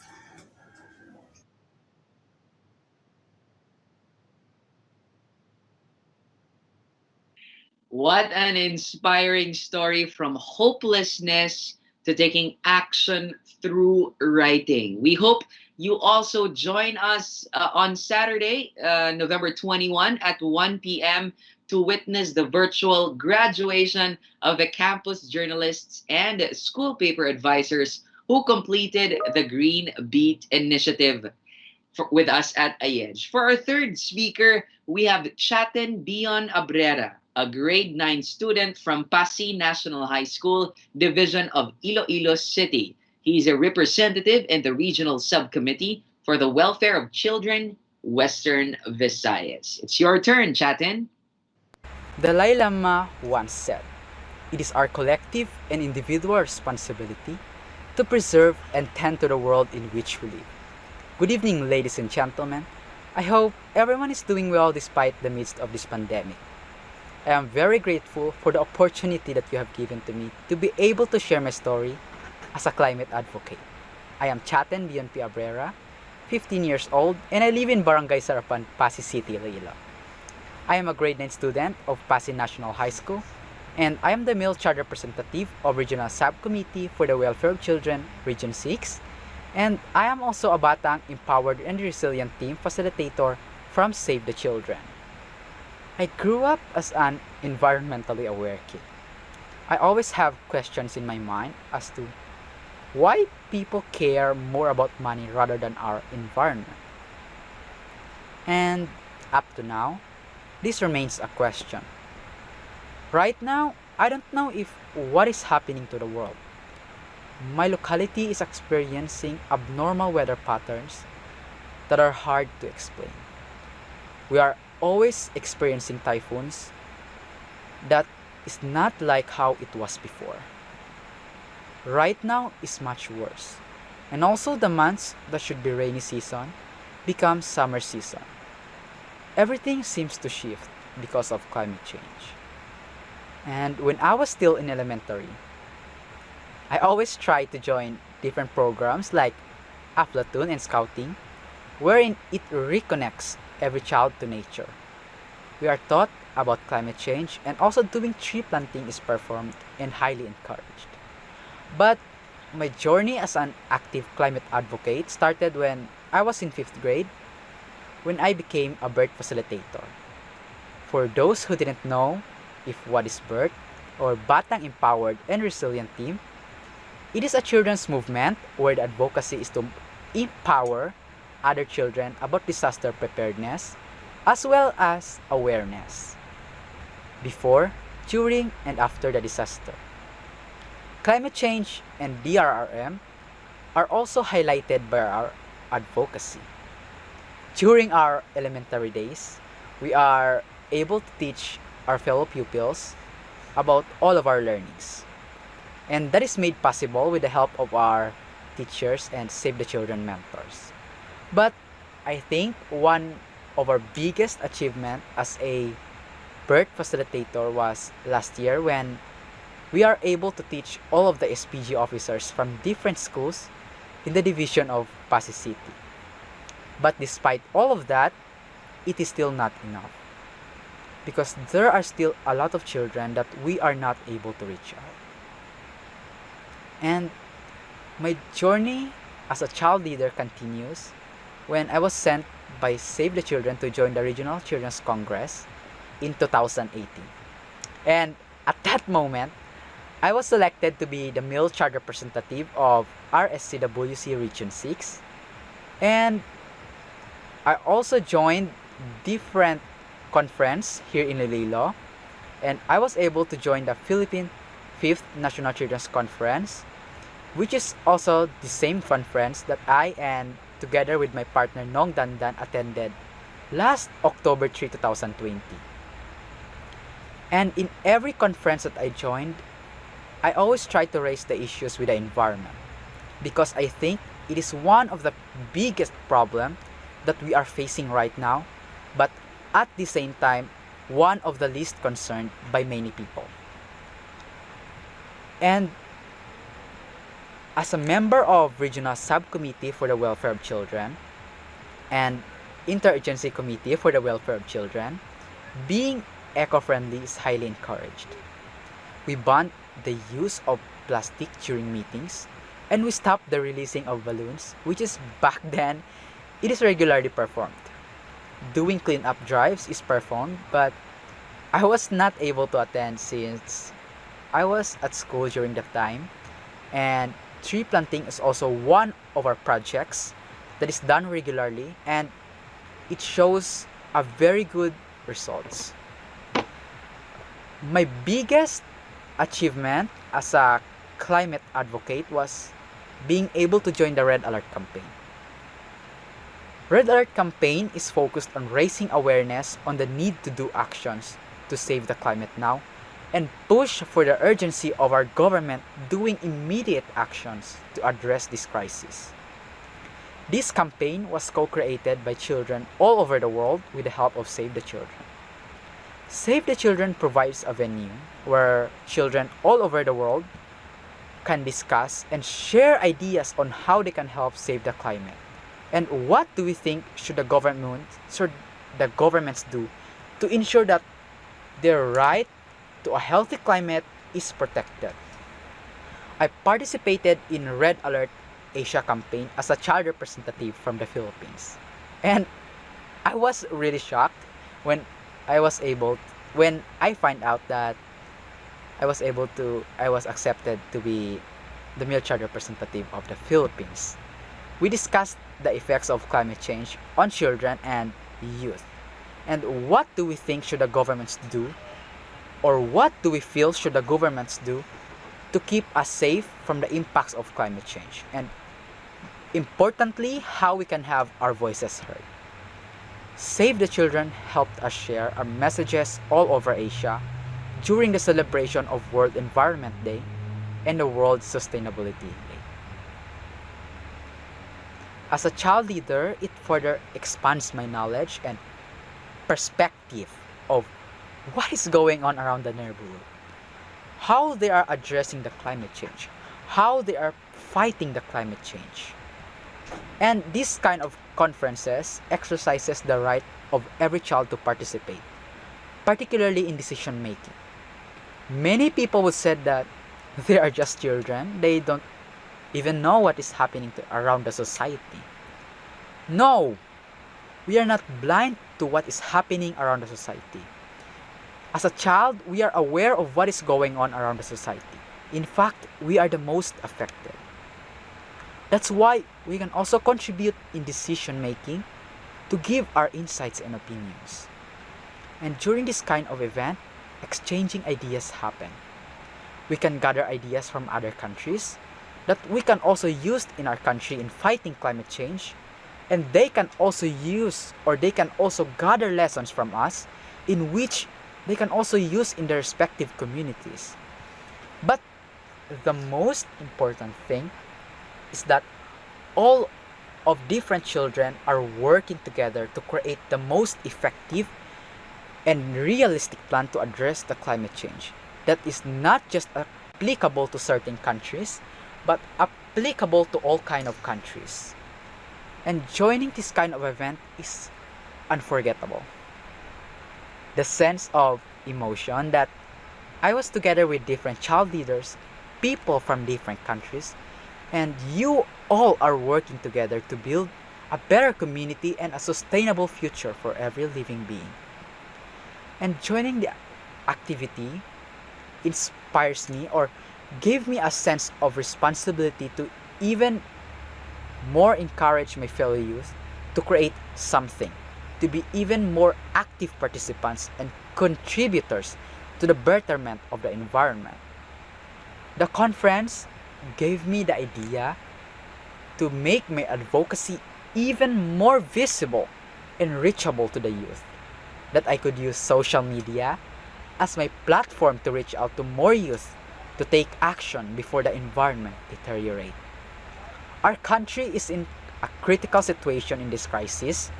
Considering the geographical location of our country, we are already highly susceptible to such disasters.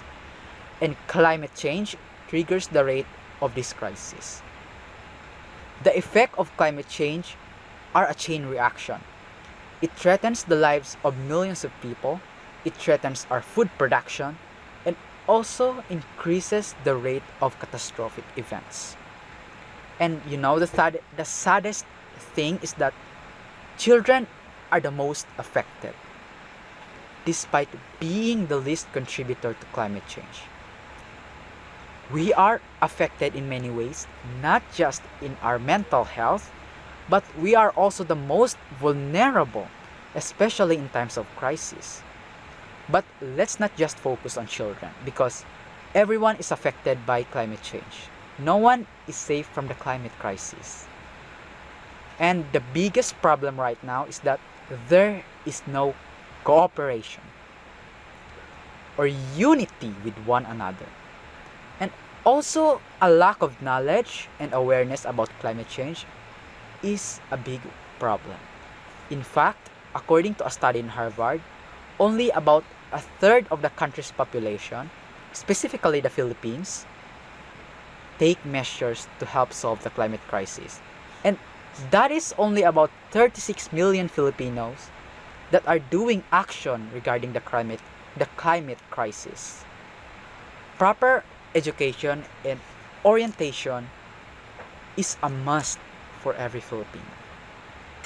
This is the most powerful weapon in fighting the climate change. We are running out of time. We only have 12 years to solve this problem. I know all of us wants a better world. A better world with enough resources, clean water, clean air, many animals, nice weather, beautiful forests, and coral reefs. In short, all of us wants a perfect world. A perfect world where all living beings are living in harmony in an environment that already doesn't need our protection. It takes a lot of time to achieve, but if we unite all together, this will be easy. And the deal is to start a change within ourselves. Let's do not make it reach to the point that all of those majestic animals and trees can only be seen in tales. Let us always remember what David Attenborough said. Our environment doesn't need us, but we can't live without the environment. Our environment can survive without us. It is us humans that destroyed it. But us, we can't live without our environment. We completely depend on the environment. And in today's growing technology, we cannot improve our technology without our environment. We are living in one planet And we should share all the resources that Allah gave to us. We should cooperate with each other in order to retain the beautiful image of Earth before. And to all the youth, things are not too late for the environment. As what we hear from the Philippine national hero, Dr. Jose Rizal, the youth is the hope of the country. It is us, the youth, that can make a change. It is in every one of us. The future of our environment lies within. We can still make the environment grow and prosper like it was as new and beautiful as before.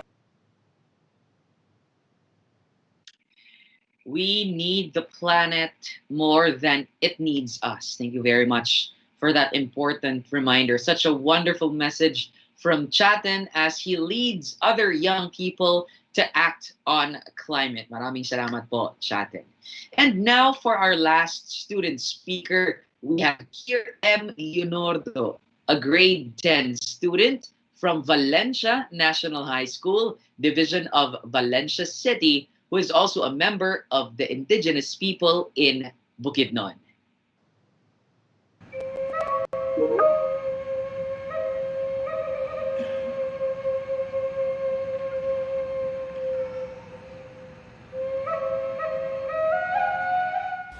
Live or live. Mother Earth is sending us a message. She needs help. Isn't this enough for us to believe that we must do something? I'm Kier M. Leonardo from Valencia National High School, Region 10. I'm still 16 years of age, and I am proud to represent the indigenous people's community of Mindanao. Climate change is a serious matter that we need to focus on. It needs an urgent response because we are all in trouble if nothing will be done to alleviate all our environmental problems. It should be addressed right away before things are too late. The threat of climate change needs to be taken seriously. This awareness should not be confined to scientists alone. It is necessary to bring this knowledge to mankind, especially that in this kind of predicament. All of us are part of the solution. Let us stand together as one. However, are we all aware of the consequences? We have gathered thousands of information about it. Isn't this the best time to start? What are we waiting for? The world's temperature is increasing rapidly. It's getting warmer. Thermometer readings around the world have been rising since the Industrial Revolution. No nation, whether it's big or small, developed or underdeveloped, wealthy or poor, can escape the consequences. The sad news that we hear these days, like increased sea levels, destroyed homes, powerful floods, and storms caused devastation in the continent. About sinking islands and families which are forced to relocate and migrate to other areas as climate refugees, are all here wrenching. And such problems must be addressed the soonest time possible. We are suffering. We have lost a number of lives. Animals are nearing extinction. The entire ecosystem is collapsing. The world is dying. What are we waiting for? Wake up! Let us all wake up. The Atlantic is melting. Some places are sinking, and the forest is slowly fading. Should we just stand watching? Climate change has brought a huge impact in our lives.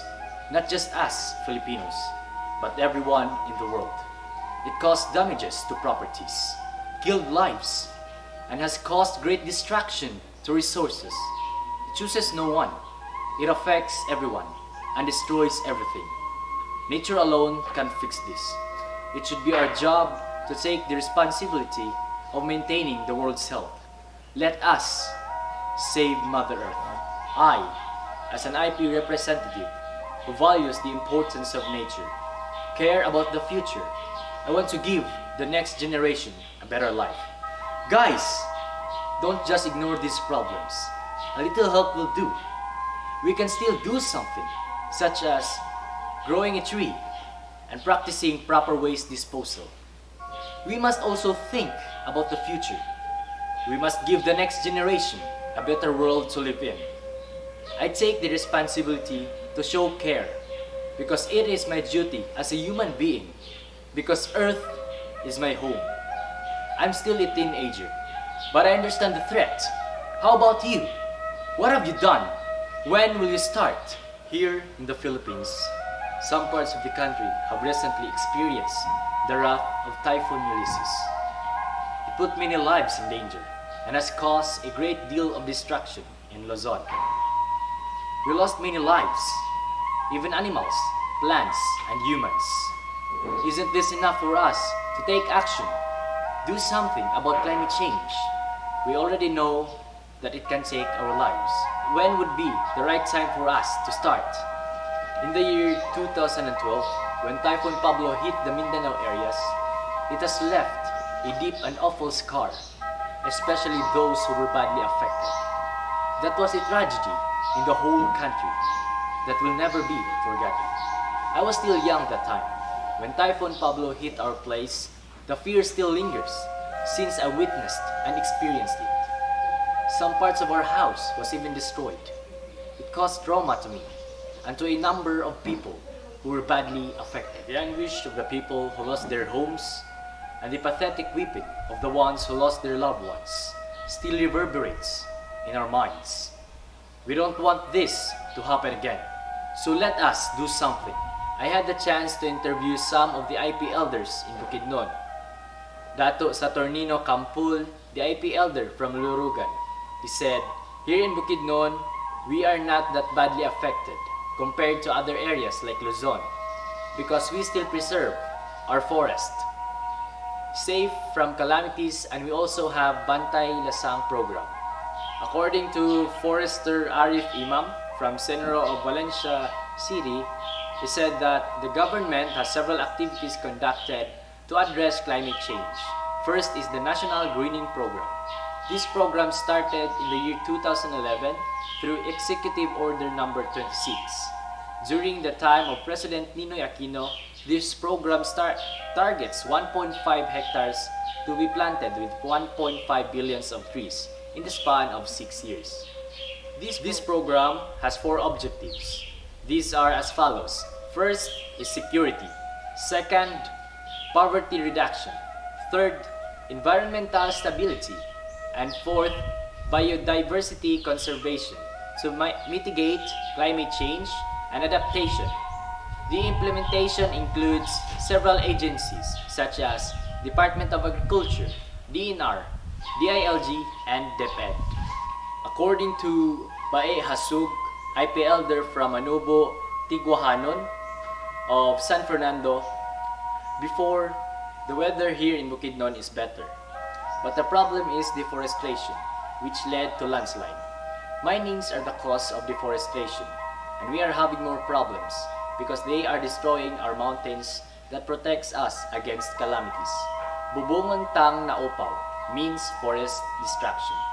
This simply implies that we are also affected, even if we are still surrounded with trees and even mountains. I am here to appeal to all of you. I am here to tell you that change is coming, whether we like it or not. We keep saying we love our families, but why are we taking this for granted? The problem is already here. This is a threat to us. So let us take our part. I am glad that our school is also campaigning for proper waste disposal. In fact, we practice zero waste programs. I also had the chance to join several YesO activities and DNR symposium, which gave us more information about how to take care of our environment. Why don't we start within ourselves? Let's start with the small steps first. The best action I did to fight climate change is growing of trees. We planted trees in our own backyard. Trees are our ally to fight climate change because they make the world cooler and they absorb gases like carbon dioxide, which is bad for our health. I would like to start the program, One Person, One Tree. There are billions of people out there around the world. What if we plant trees in our home? Each person plants a tree. So we can contribute billions of trees in our world, and these trees can surely regain the surroundings. You can change the world and make it a better place. It lies in our hands to make a difference. Last March 2020, we were surprised with the presence of coronavirus, or we called COVID-19. It took away the lives of thousands of people worldwide, so it was declared a pandemic. The best solution to avoid this is to stay inside our houses and practice social distancing. This was then the time where people felt the life of being imprisoned in their own homes. Can we still survive? Upon staying, we felt the warmness of the surroundings, scared of what will happen next. Can we still survive? We saw the importance of taking care of nature. We should have planted a lot of trees and vegetables. We should have valued everything that nature has offered. People then started to do the pandemic planting. We were urged to clean and replace the emptiness of our own backyard. On the other hand, pollution was also minimized due to lockdowns. Didn't you notice the healing world? Yes, it was the time where we were awake of the importance of a clean and green environment. We should not depend on our government. This is real. The age of theory is done. We are now at the age of consequence. Typhoons will get stronger. There will be many Yolandas, Millennius, Rollies, and Ulysses waiting to form in the Pacific Ocean. We already know what to do. Stop those big companies who are responsible of emitting massive quantities of gases. The leaders in the whole world knows what to do, but still we pretend we know nothing. I hope my message will be heard by everyone, not just the Filipinos, but everyone in the whole world. That the world is in trouble. Let us do something to help. It's time for us to decide whether we leave the responsibility to take part, or we choose to live and start being the steward of Mother Nature. It's the best time to begin, and it should start from within. Iyan asi, Kir M. Leonardo, napuon hu, Tribu Bukidnon. Salamat tungkay inyo alan. Thank you very much.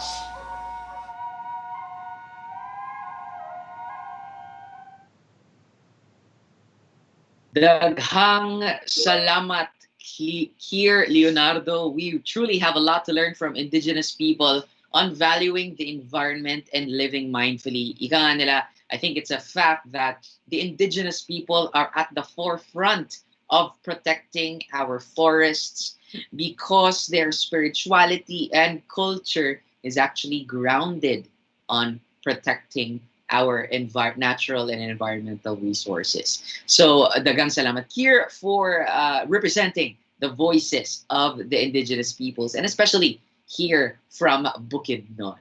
Thank you very much to our dear student presenters for sharing their insights from their respective climate action journey. Now, it's time for our Q&A portion once again. So for all of you, we have over 1,000 people on our Facebook live stream watching us. So if you have a question for all of our 4 storytellers, please comment them down on our comment section, and please follow the format, name, school or division office, and your question. Our staff will try our best to capture every question that is being asked in the comments section. Again, our young climate storytellers are here with us in this ceremony. So if you have any questions for them, I am actually very privileged to have young, amazing people who are doing their part in climate action.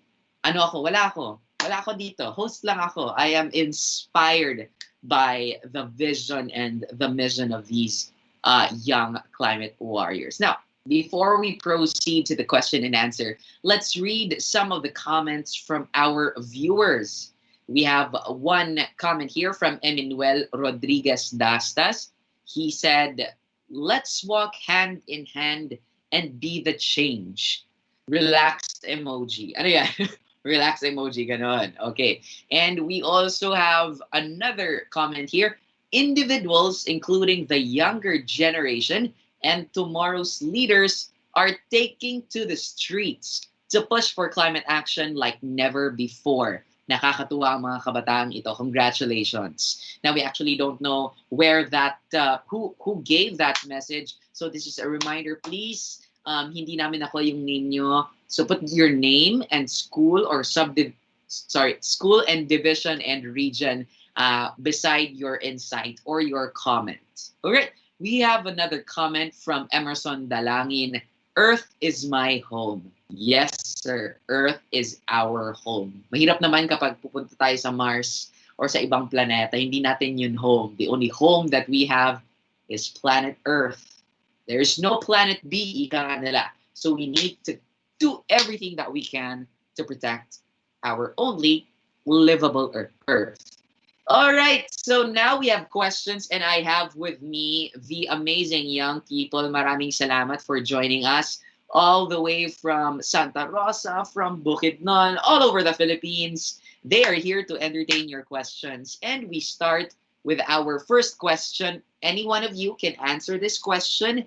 If you want to answer this, just raise your hand and then I'll call you para mas madali yung pag-facilitate natin ng ating Q&A.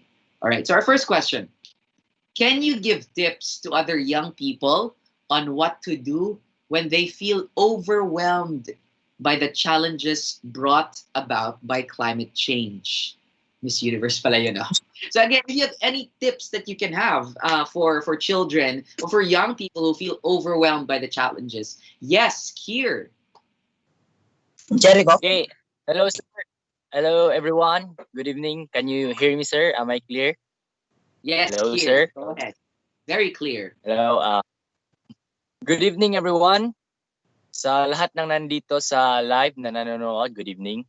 So, para sa tips sa mga kabataan and also para sa mga tao, before the climate change, we should not wait for the climate change to come.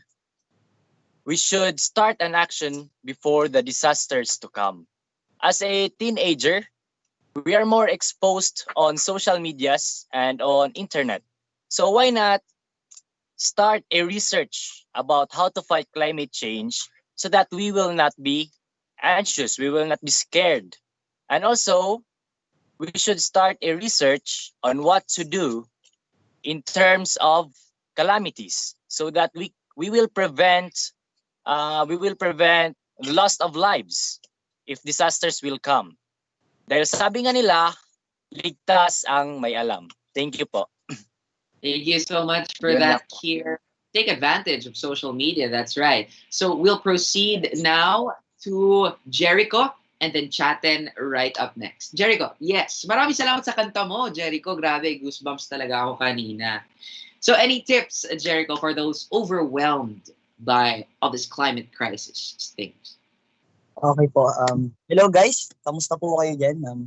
Maraming salamat po sa pag-invite. Ang matitips ko lang po bilang as students po, sana po ay ngayon pa lang ay kabahan na tayo bilang mga estudyante na kagaya ko. Kabahan na tayo sa mga nangyayari, sa pababago-bago ng panahon. Parang isang pahiwatig na rin sa atin to na kailangan natin pangalagaan ng inang kalikasan. Lalo't ngayon nararanasan natin yung kung anong mga sakuna. Magdasal tayo at kahit sa simpleng pagpulot ng mga kalat, sobrang laking tulong na po sa iba yon. Sobrang laking tulong na po sa kalikasan natin yun. Kasi lahat tayo nakikinabang dito. Hindi lang naman yung mga matataas na opisyalis lang kailangan gumalaw, kundi tayo din bilang mga kabataan na nakatira dito sa ating lipunan. Sana magtulungan tayo lahat para mapaganda ang ating kinabukasan, pangalagaan natin ang inang kalikasan. Alam po. Maraming salamat, Jericho. Actually, habang nagsasagot ka, sabi ko, sana kantahin niya yung sagot niya. Kasi ang ganda ng boses ni Jericho. Maraming Pwede salamat, po. Jericho. next time, Jericho. Chaten, do you have any tips? Hello po, am I clear? Yes, very clear, Chaten. So, sa mga na-overwhelm po during this pandemic or any crisis po, please stay strong po and don't let maapektuhan ka and be a role model po to younger generation and do something even just by sharing information and about climate change. It is a great impact po. And if you think po na it is not possible, lagi mong isipin na in achieving our dreams, it needs a lot of courage, a lot of pain, and a lot of sacrifices po in order to be successful. Kaya, laban lang tayong mga kabataan. Ayan. Grabe no, courage, pain, and sacrifice. Parang sa love lang. Hala, napunta sa love si Kuya Val. Sige, sige. Alright. So, Divine, would you please, our class valedictorian of the Green Beat Initiative, do you have any ideas on tips you would like to mention on those overwhelmed by this whole climate crisis? Yes, I do have some tips for those who are overwhelmed with the ongoing climate change, those who have acquired eco-anxiety. So the first thing you should do is to acknowledge those feelings, to acknowledge the fact that you are far from being alone. These feelings are completely reasonable and necessary, so you should not push them away. Then find your place in a community. We have so many activist groups and that you could search offline and online that shares the same motivation. Remember those feelings, use them as your motivation to do some change in our world. So the shared belonging and concern can be a great support in working towards tangible solutions that can give much greater sense of control in these overwhelming circumstances. With that, please keep in mind that you can utilize these emotions to create a meaningful change and better relationships. Thank you. Our next Miss Universe 20. Thank you for that, Divine. It was a very fruitful answer, no? We can truly turn these negative emotions and use them for to do things that will bring about positive change and to remind ourselves that we are not alone. Thank you so much for those practical answers, Divine. Our next question is for Kier, our representative of the indigenous peoples community. We have a question here from Natalio Castillo. He wants to know, how does climate change really affect indigenous people? Kier? Okay, sir. Thank you, sir, for the question. I, as an IP representative and a school leader in our school, we are not that badly affected in terms of climate change or disasters or calamities. And according to on my speech, we were also affected by the calamity of Typhoon Pablo. But thankfully, we are not that badly affected compared to Luzon areas and some areas because we are still blessed with trees and mountains around us. And according to one of the IP elder here in Bukidnon, we are blessed with trees because we still have programs like tree growing and Bantay Lasang, which means we have IP elders or indigenous people who still protects our forest here in Mindanao, especially in Bukidnon po. That's why we are not that badly affected of calamities here in Bukidnon. Yan lang po. Thank you. Thank you very much, Kier. Now, I think Kier's answer reminded us of the fact that trees protect us, forests protect us, especially from the climate crisis that really strengthens these typhoons. In fact, the Sierra Madre, there up in the north, has really made sure na hindi makapasok yung mga, makapasok pero hindi gaano ka-impactful yung mga pumapasok na bagyo there sa north. So they really need to rethink the development projects happening there in the North. Maraming salamat for that answer here. Thank you po, Now, sir. Thank you. yes, we have a question from a learner. So this is a question from one learner to another. Maybe Chaten or Jericho can answer this. What do you think can we do for our ecosystems despite the rule that we aren't allowed to go out in public and made to stay in the house? Paano ba natin matulungan ang ating kalikasan? May lockdown quarantine rule tayo na sa bahay lang tayo. So this question is from Mike Angelo V. Alaban, a UMS student and Supreme Student Government Leader from Darwin National High School. Oh, Darwin, Negros Oriental. I love Darwin. I've been to Darwin.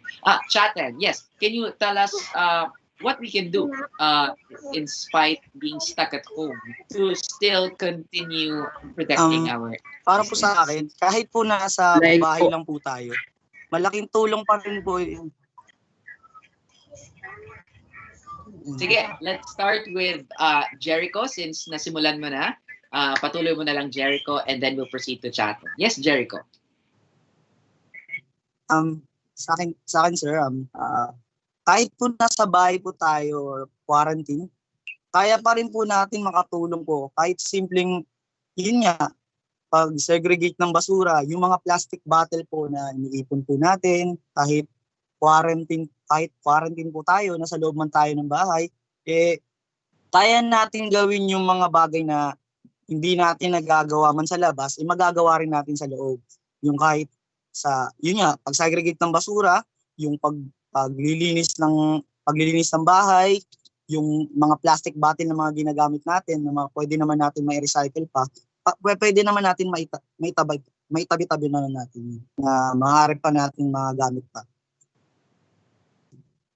Thank you, Jericho. Marami talagang pwedeng gawin sa bahay. Ika nga nila, segregate from the source. Di ba? So kung gusto mong tumulong sa kalikasan, you can segregate your trash even at the household level pa lang. Okay, Chaten, you wanted to say something. Yes po. The same thought din po kay Kuya Jericho, but I just wanted pa something po na we can do something pa rin. Like for example, sharing information, ideas, fighting climate change, and And also we can, if may sobra tayong pera or allowances, we can also donate to some yung legit na organizations for them to do something with the environment. Pwede rin tayo makagawa ng mga gano'n, pwede rin tayo mag-painting. And also, like no Jericho, segregate ng mga basura or recycle things, doing something na maka-benefit sa atin to the environment. Yun lang po. Thank you. Thank you so much, Chaten. I think ina-emphasize talaga ng ating mga inspiring na kabataan ngayon na all the little things matter, right? The Philippines is made up of island cities, and when you bring them together, they form the country called the Philippines. And it's the same with the efforts that we do. If we just work together, and we don't need to stop climate crisis, we don't need to stop pollution, because these are big, crazy, scary things to take a look at bilang mga kabataan. And I can relate bilang isang 15-year-old na kabataan. Charing. But no, what I'm trying to say is that we focus on the small things that help us create bigger change when all these small things really come together and become that great ball of impactful and sustainable change. Divine, may tanong dito. You're about to complete the Green Beat Initiative training, and up next you're going to be an environmental journalist. So a lot of kids are asking, how do you balance, Divine, your academics and climate action? Paano mo nababalanse? That's really an interesting question because I do find some difficulty in balancing my academics and sparing some time for writing environmental stories. But still, 24 hours is something. I have time So every morning, what I do during the training is that every morning I always answer my modular sessions, and when it's time, I always leave time. Morning is for my academic, and afternoon is for my environmental stories because I it's writing environmental stories is not that hard if you are writing what's the truth. So I don't really find hindi pa talaga ganon ka, let me say, kahirap na kung sa una inisip ko na, oh, mahirap na dalawang bagay pinagbabalanse mo. Ang ginagawa ko lang naman po ay magsabi ng katotohanan. Kapag nagsasabi ka ng katotohanan sa inyong mga environmental stories, hindi ka mahihirapan na i-balance academic kasi academic mo sa journalism. Sapagkat alam mo na sa puso mo kung ano nangyayari. Konti lang yung oras mo na i-spend in contrast na naiisip mo ay maraming oras na ginagamit sa academic. Hindi po.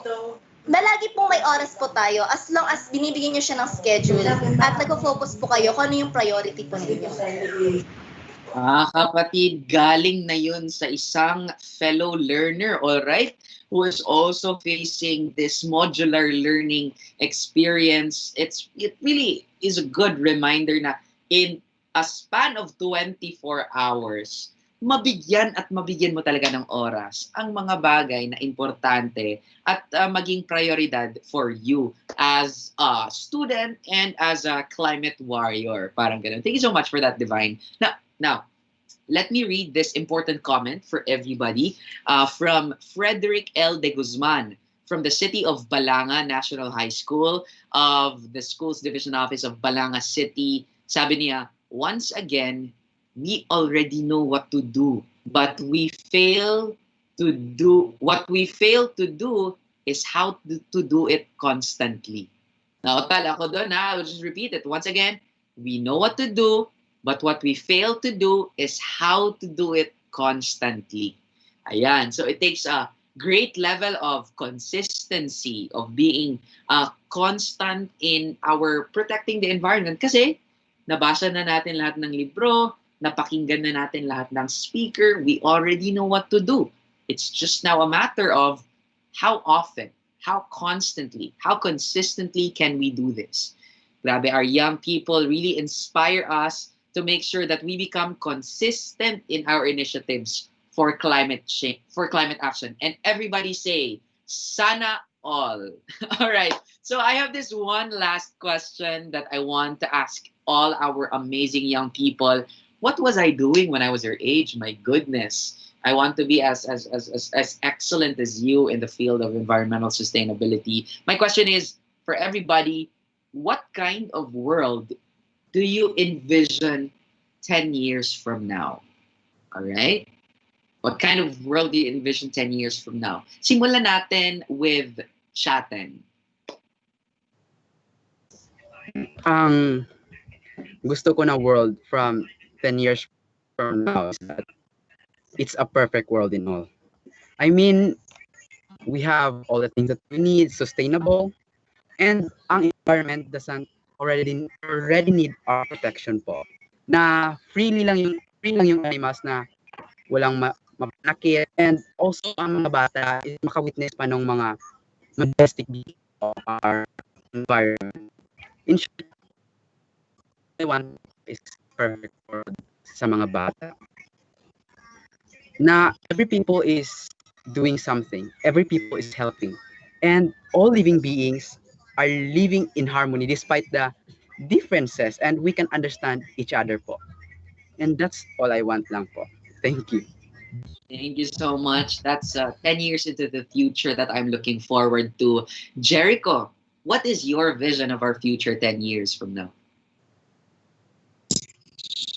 For me, para sa akin po, yung gusto ko, yung simple at maayos na lugar, simple na maayos na bansa, yung tipong, yung paglanghap mo ng hangin, walang kahit na anong maaamoy, kundi yung masarap na hangin, yung lalakad ka sa kalsada, na Wala kang nakikitang mga kalat.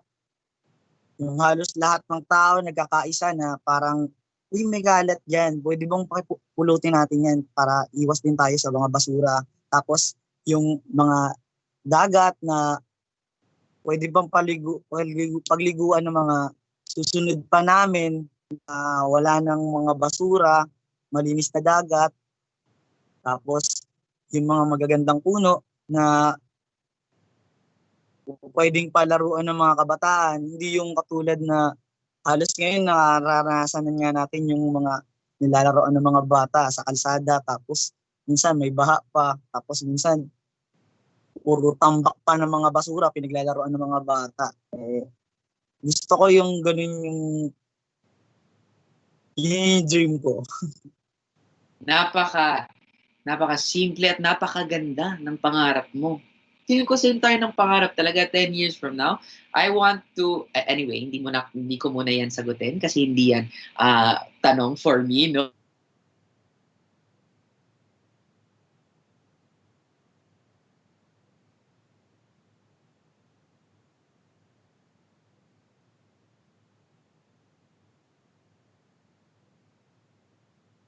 Ang representative ng ating indigenous people all the way from Bukidnon here. How do you envision the world to be 10 years from now? Hello, sir. Good evening, everyone, again. So, what I envision is if, according to NASA, our temperature is rapidly increasing. So, if this continues in the next decade, it would be possible our Earth will be on fire. So, that's a very sad part to us, especially to us indigenous people who always protects our forest. And what I want on the next decade is a better world than today. So we have to do our best to start an action to fight climate change, because there is still hope for us to make our world a better place. So let's do our best to fight climate change, because we all want a better place, a greener place where we can enjoy our lives. Thank you po. Yan lang po. Maraming salamat, Kier. Totoo. There is a deadline. Scientists have given us a deadline when the climate crisis impacts will be irreversible. While there is a deadline, it's not too late. Maraming salamat, Kier. And finally, Divine, how do you envision your community, your environment, the Philippines, the whole world in 10 years?